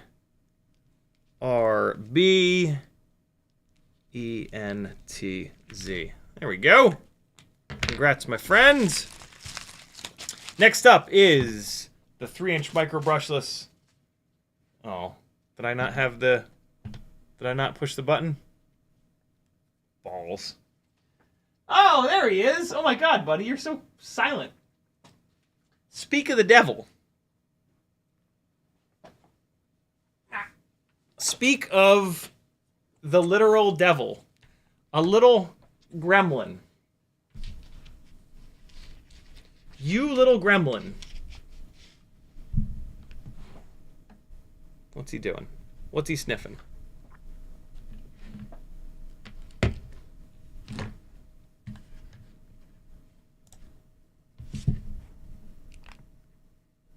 Can I help you, you little fuzzball? What? What's up? What's up, small dog?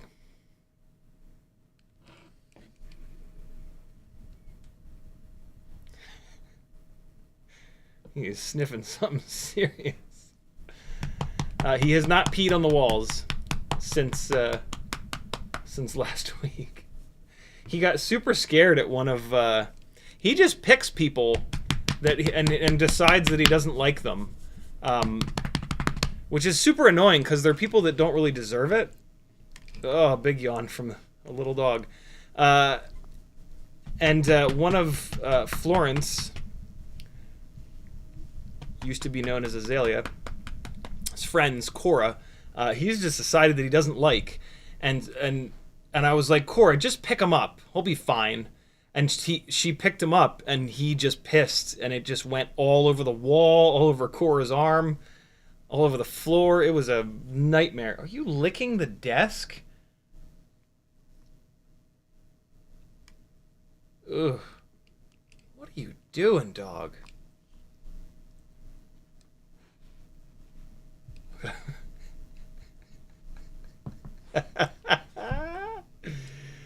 What? What? What do you want from me?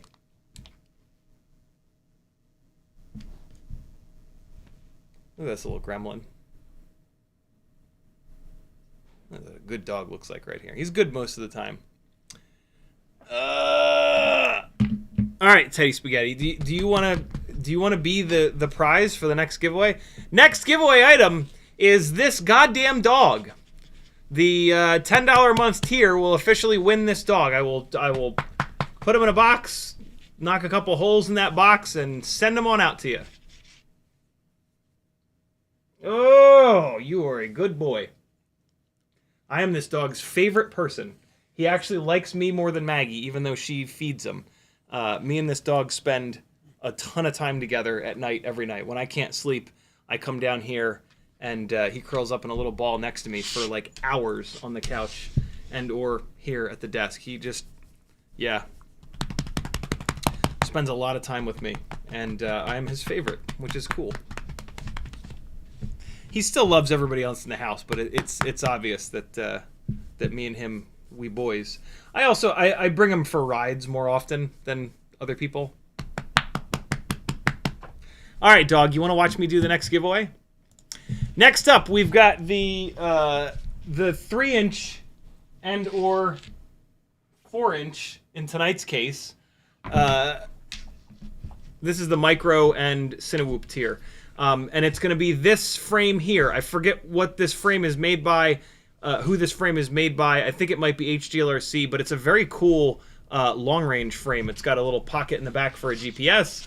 I'm really... Oh, no, it's Foxeer. This is a Foxeer frame. I'm super tempted to keep this because it's green carbon fiber, and it's just really cool looking. But realistically, I'm never going to do a 4-inch long-range build with this.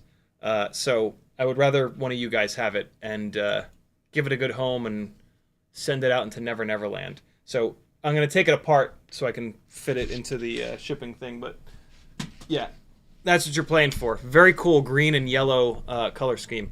Let's see who's going to win. Teddy, this is the goat. This is what the goat does. Ready? Ooh, the goat's getting tired. Frank Nicholas is by motor number 4. He's hanging in. He's gone. Parker Lipscomb is off on the right. He's gone.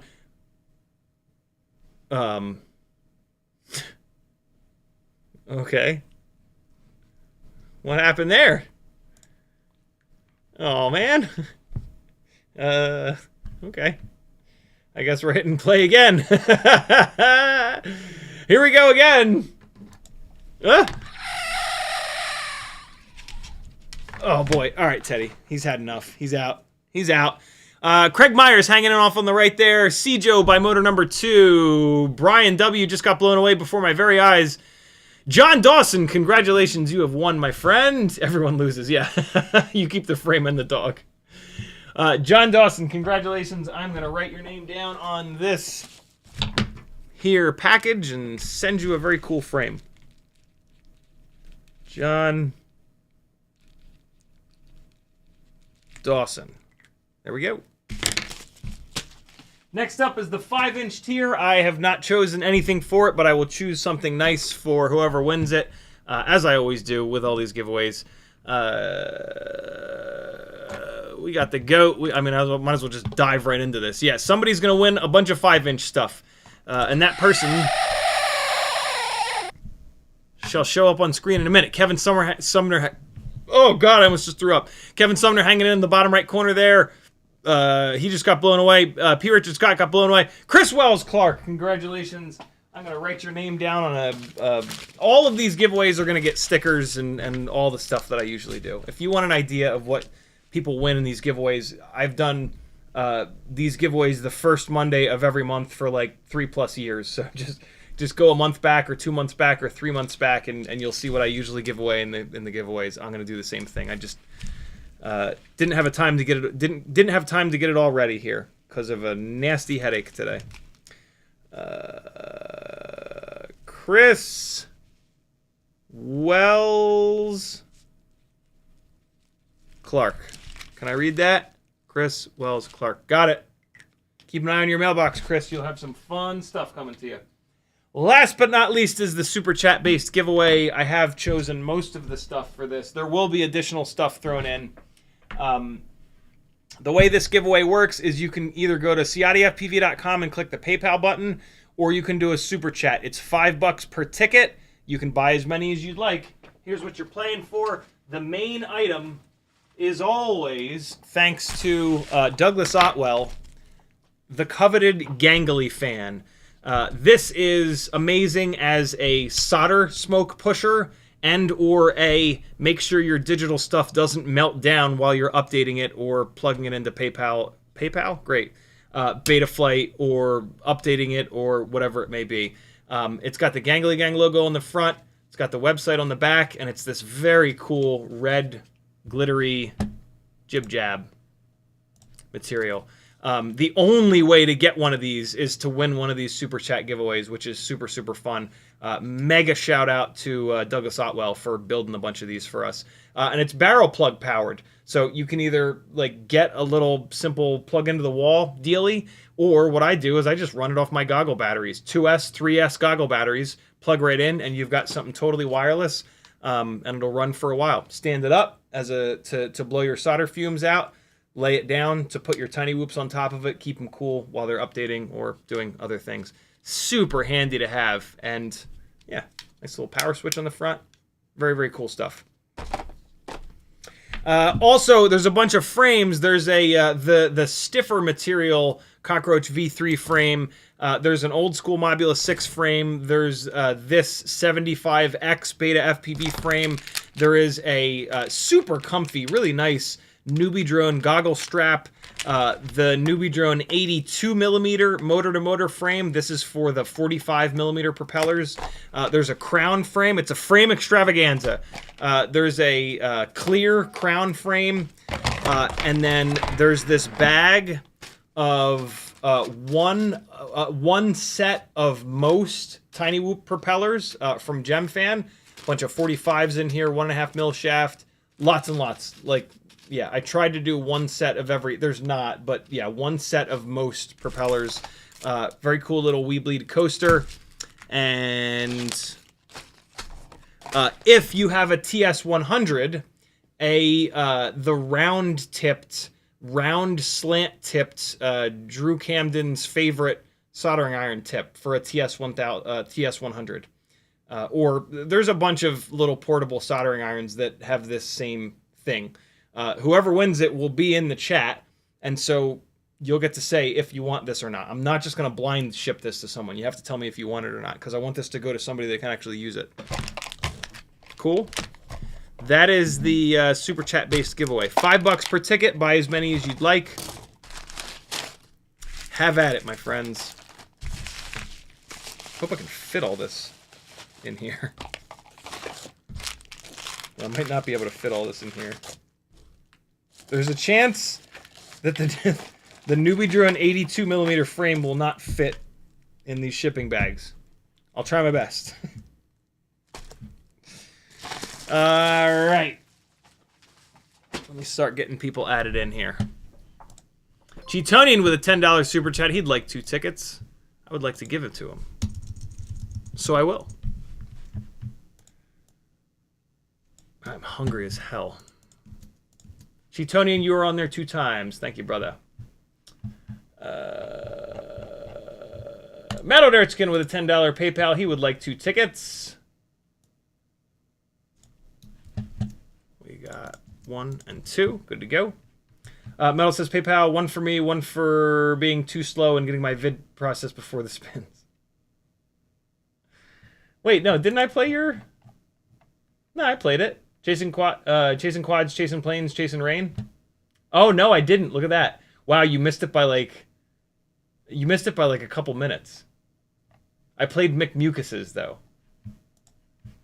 Let me get back to my email here. Bob Bruce with a $5 PayPal. He's getting a ticket. All right. We've got... Oh my God, my dad with a $50 PayPal. He says 10 tickets for members of your choice. Oh God, don't forget the M&Ms. Yeah. I've got M&Ms that say CiottiFPV.com on them that are getting thrown in. They're in a separate spot that I didn't bring in. Those are going to get added into all these giveaways. These giveaways are super incomplete right now because I was super last minute. Damn, thank you, Dad. So 10 tickets for members of my choice. All right, so in the chat. All right, so I'm going to give 10 tickets away. The first 10 people in the chat that answer this question right will get a ticket. I'm going to wait until all the other tickets are done, and I'm going to think of a question. So you have to tag me. So you might as well just type now CiottiFPV and then space. I'll think of a question. Give me a minute. Lewis Elliott, thank you for joining the Patreon, my friend. You were on the TinyWhoop tier tonight. Sorry you didn't win. Maybe next month. Welcome to the Gangly Gang, brother. Thank you for joining. Very cool of you to support me. Dan Mount as well. Welcome to the Gangly Gang. Thank you for the support.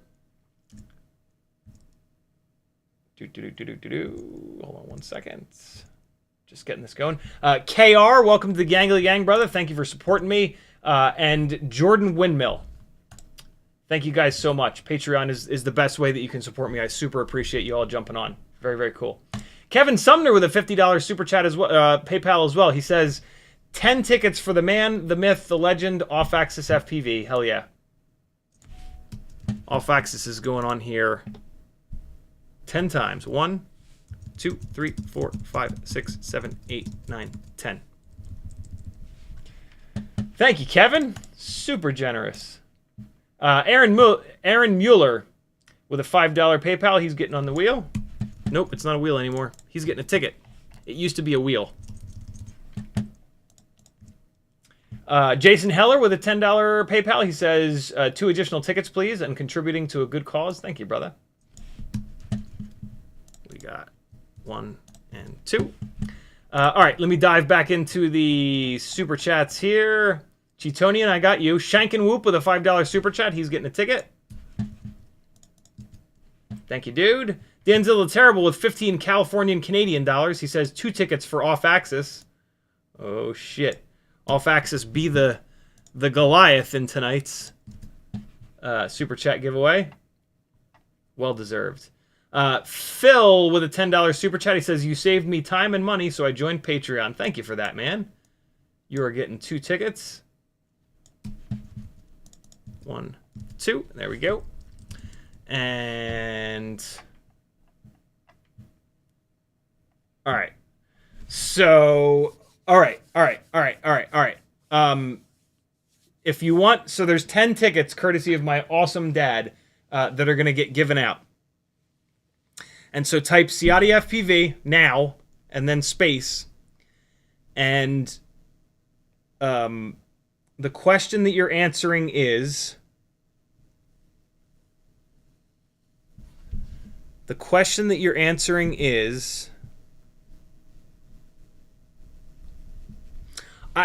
I don't want to ask a question that just like blindly benefits people that have been around for. I'm trying to think of a question that benefits people that are paying attention. Render with a $5 super chat. He's getting on the wheel. He's getting a ticket. All right.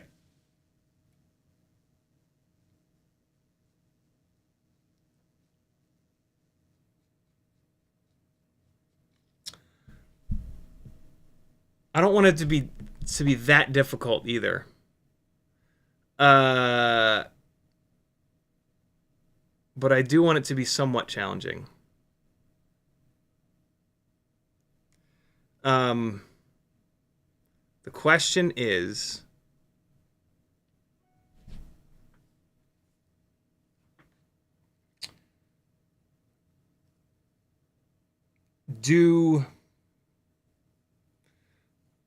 all right, so it's more or less is going to be the answer. Do 0603s have more or less stator volume than 0802s? If you take the time to do the math, you won't get it. You have to have just been paying attention. 10 people. OMFPV, Justin Roth with a $10 PayPal. I'm just going to type it in. He gets 2 tickets. OMFPV. OMFPV. All right. All right. The question was, does an 0603 have more or less stator volume than an 0802? The answer is less. I knew that would trip some of you guys up. There's a couple mores. Most of you got it right, but there's a couple mores. You would think it has more, but it's right in between. It's in terms of stator volume, it's 702, 603, 802. All right, so we got Curtis Hayes. He was the first one that was right in my chat, at least. Himok says same. That's a good guess, actually. Mayan Hawk says less. He gets a ticket. That's 2. J. Deegs, thank you for the support. I will jump on that in a second. Midnight Jesus says less. You get a free ticket courtesy of my dad. That's 3. Bent FPV says more. That's a good guess, man. More is a really good guess. Shankin' Whoop says less.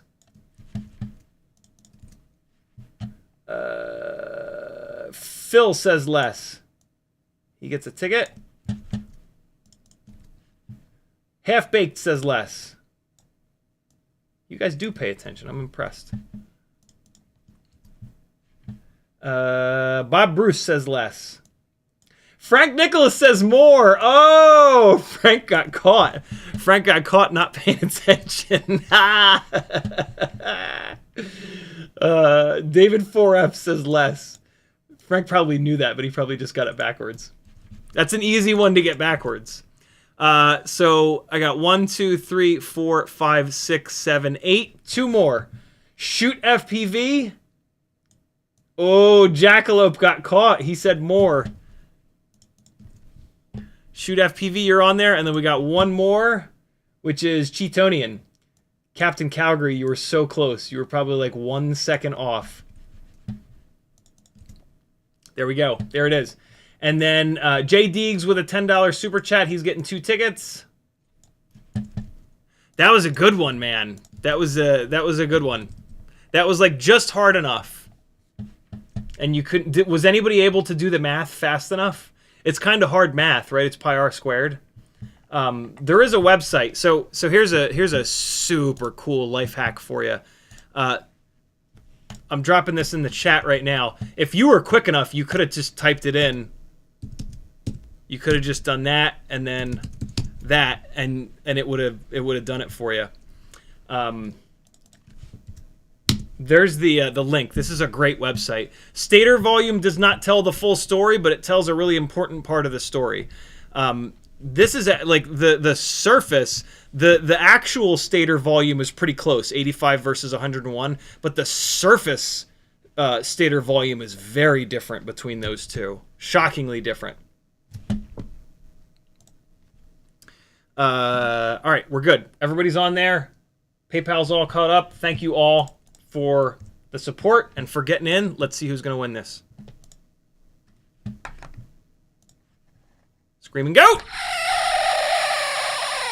Off Axis is up there by Motor 4, but he just got blown away. He's got a bunch more tickets waiting for him, though. Cheetonian is down by the bottom. Curtis Hayes is far left. He's hanging in. Nope, he got blown away. Bob Bruce is on top. Oh, my God. Off Axis got blown away. All those entries. Shoot, FPV. You only had one entry, my friend. Goliath has been demolished by David tonight. That is rare. Shoot, FPV. Congratulations. Let me check to see if you're on Patreon. If you are, I will have your address. If you're not, I need you to contact me with your address. Hey, Shoot, do you have a soldering iron that will work with this now broken? No. Solder tip, do you have like a TS100 or one of these soldering irons that uses a tip like this? They're primarily like portable soldering irons that use this.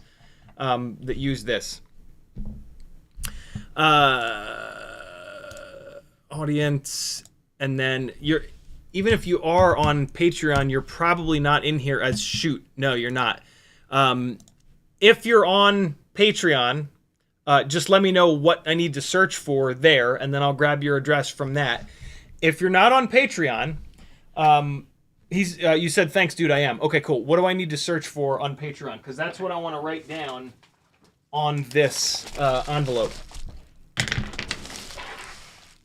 Shoot says, I have a portable, but I think it's longer. So if you want to do a little bit of research and then just message me somewhere, I will gladly ship this to you. But it sounds like it might not work, so I'm going to put it back into the bin, and then somebody else, hopefully, that can use it. Awesome. Write in your human being name down here. And also, if there's anything that I told you that's going to be included in this that you absolutely don't want, just let me know. Just shoot me a message somewhere and say, yo, I have absolutely no use. If you're going to throw something away, for all you guys, if you win a giveaway and you see that you've won a giveaway and there's something in there that you're legitimately going to throw away, just message me and say, yo, just take such and such out of the giveaway because, yeah, then it'll go to somebody else that might not throw it away. Congrats to everybody that won. Massive thank you, as always, to everyone that played and continues to support me. It's super awesome. Render says, did you ever do the 7-inch stuff giveaways? I did. On the 12 hours of Christmas, I did 2 giveaways with those 70-35 props. I haven't shipped those out quite yet. I will still have a bunch of those 70-35 propellers, way more than I need. So like next first Monday of February, there'll probably be 70-35 propellers in the 5-inch giveaway, or maybe in the super chat giveaway. Frank Nicholas says, Ciotti, dyslexic. I heard the measurement set switched in my head. Did you really do the math in your head? Jesus, that's wild. How the hell did you do that math in your head? Did you legitimately do like pi r squared in your head? That's super impressive if you did. Himox says, so I got a ticket? LOL, I think so. I don't necessarily know how to look, but I'm pretty sure you had a ticket in there. Here we go. Let's see.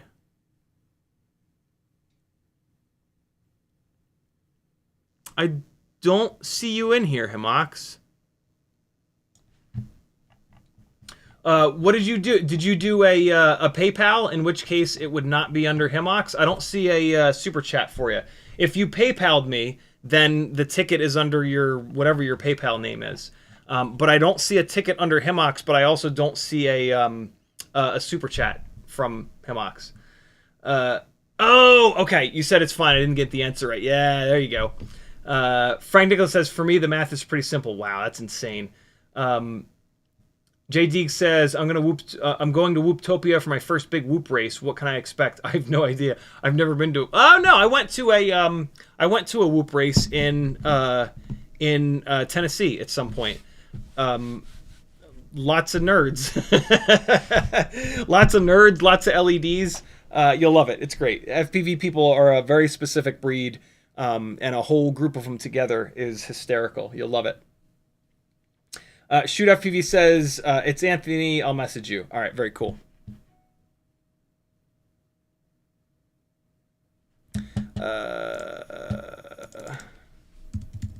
I could just look up your last name. I got you. Yep. B-O-U-S. Good to go. You don't even have to message me unless there's anything you don't want. I'm gonna put an A-N on the beginning though. A-N-T-H. Okay, cool. Just in case future me has a hard time finding you. Let me get caught up on chat here. I know there was some chat stuff popping up. Some questions and whatnot.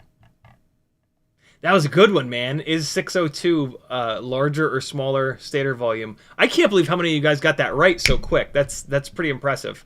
I've mentioned it a bunch of times though. But that's a pretty specific fucking thing. Like that's, and it's not like any of you have 603s, right? Like there's only one 603 that you can get, and it's 26,000 kV, which is kind of an awkward kV.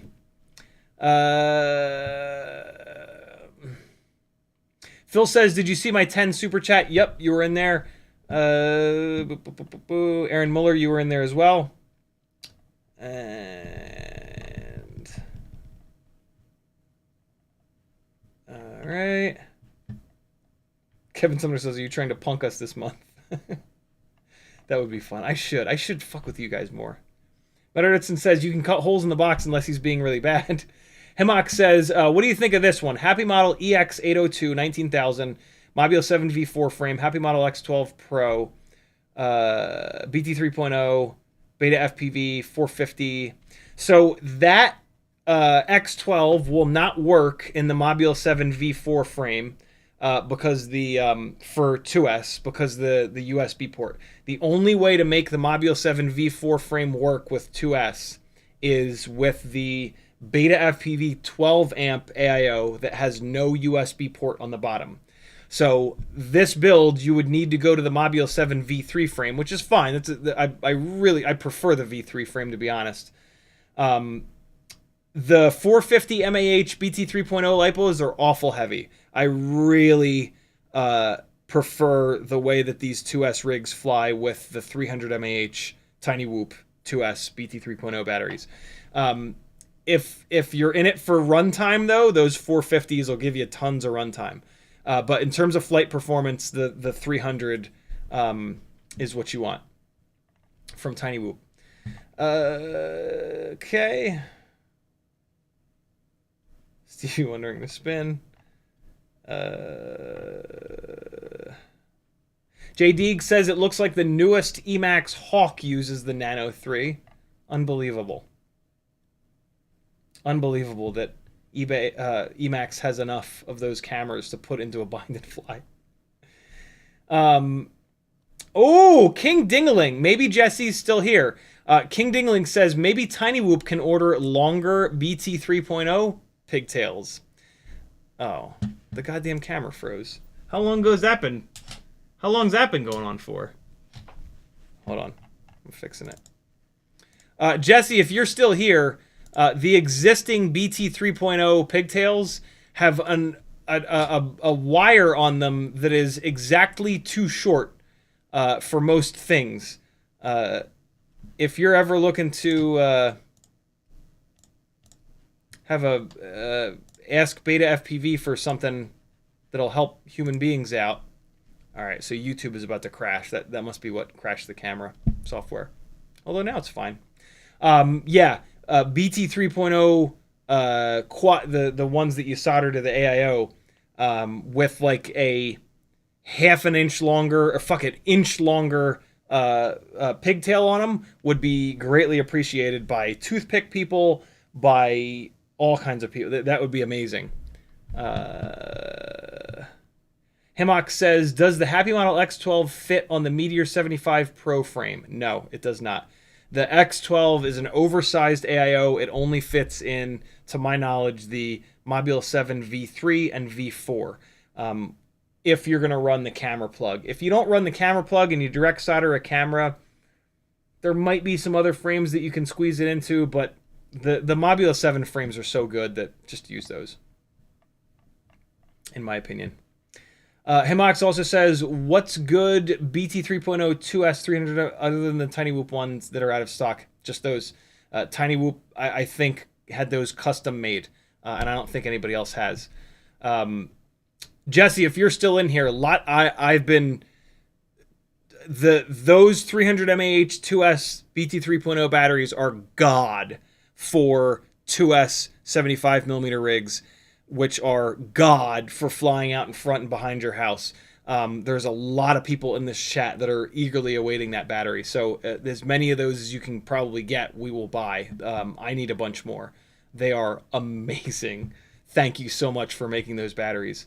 Skesic says, did you answer this already? Is there a significant... Oh, we got that. All right, cool. So I'm caught up on the top of chat. Let me scroll down here. And... oh my god, it's after midnight already? All right, I'm going to get caught up on chat, and then I'm out. I'm starving. I've been hungry as hell this whole live stream. Kevin Sumner says, you can ignore pi when doing comparisons between two standard volumes. They effectively cancel out. Of course. Welcome back to high school algebra. Yeah, right. Of course. You don't have to actually do the... so you just do the radius squared, I guess. Yeah, but no, then you need the... that's flat. Oh, man, I don't know how to do the math for a three-dimensional stator volume, but I'm glad that there's people that do. Midnight Jesus says, any advice on soldering the JST connectors to an HD0 AIO5? I'm pretty good at direct soldering, but not very good with these for some reason. Soldering the JST connectors? What do you mean? Oh, the motor plugs. The motor plugs. Yeah, right. Tin. My main advice, to be completely honest, is to buy an Omnifixo.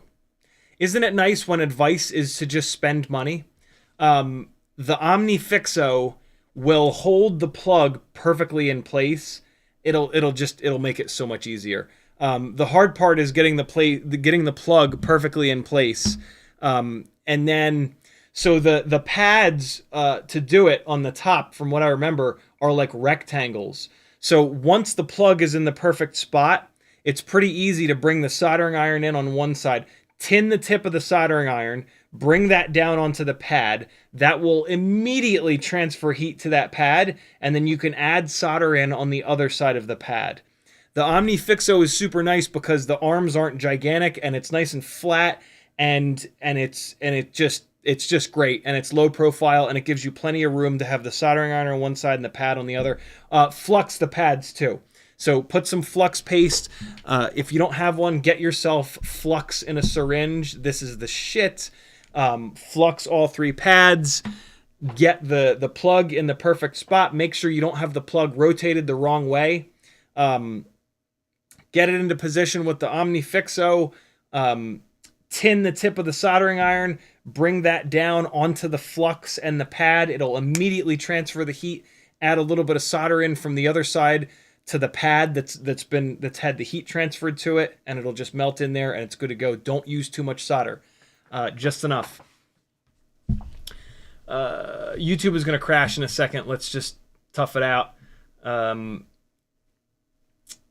Chris Croft says it was an educated guess and missed by a split second. Yeah, it was a 50-50.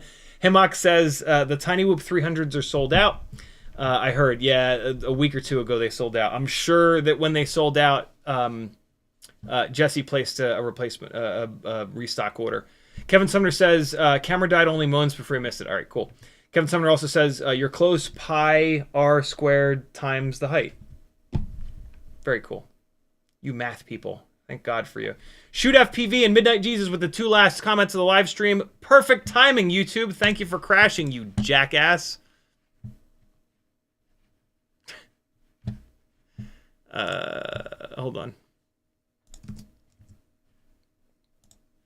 Gotta get rid of this and pop this opened. CiottiFPV says, dude, I put an HD0 Whoop light onto a Pavo 20 Pro. Had to redo the wires and had video but no OSD. I added the Betaflight preset for HD0.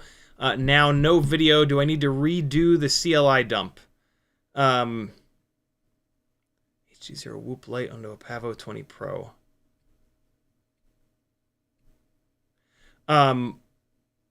What was on it before? That's a tough question, dude. It depends on what was on it before. If before it had an HD VTX with functioning HD OSD, then you shouldn't really have to do anything, and the problem is probably that you've got your RX and TX wires crossed. If it had like an analog VTX on it before, then you've got to do all of the HD OSD things. You've got to be on a version of Betaflight that's new enough, which means like 4.5, I think 4.4 as well, has support for HD OSD. You've got to have the MSP configured properly in the ports tab. You have to have the right UART assigned for the HD MSP OSD option. You've got to have in your OSD tab, you have to have it turned on to HD, not NTSC or PAL. And I'm probably forgetting one other thing, which hopefully someone in chat will cover me on. Yeah, those are the things. Midnight Jesus says, oh my God, I never saw your clamps. I wanted to buy it. Now I know the name. Awesome. Thanks for the solder advice. I actually just picked up flux in a syringe. Thank you. You're certainly welcome. Flux syringe, the absolute cheat code for soldering, especially small soldering. Nerd goggles, 5X loop, Omnifixo, flux in a syringe, www.massadhesive soldering goop if you don't like the Omnifixo or if you want a cheaper setup. I'm going to type the link into the chat real quick. Massadhesive.com. It's called thermally resistive putty. It's just basically fun tack, but it doesn't melt and get all disgusting. And it comes in this really nice little tin, and it's great. This is awesome for holding your components that you're working on. Those are the cheat codes for soldering. If you buy those things, the quality of your soldering will drastically improve. I promise you. Admittedly, a lot of soldering is experience, but these things absolutely help quite a bit. Himox with the actual last comment of the live stream. Can I use 2 Tattoo 300s on the 75 2S build? Absolutely. You just have to either buy one of the little double BT 2.0 things or make it correctly so that you're running them in series versus parallel or parallel versus series. I forget. But yeah, you can absolutely do that. Many have. Thanks for hanging, friends. I'll see you on Wednesday. We'll talk more about this fun stuff. And thanks for all the support. CiottiFPV.com. Click all the buttons. Later. I'm not ready. Any questions that I missed, come over to the Discord. It's linked on CiottiFPV.com and post it in general, and someone will have an answer for you. We have super, super smart folks in our community. The flying at the beginning of the stream, by the way, was walk snail 65mm batwing camera mount during the eclipse, which is why everything looks so weird, because all of the shadows in the ground were crescent shaped. Love you, bye! See you guys Wednesday.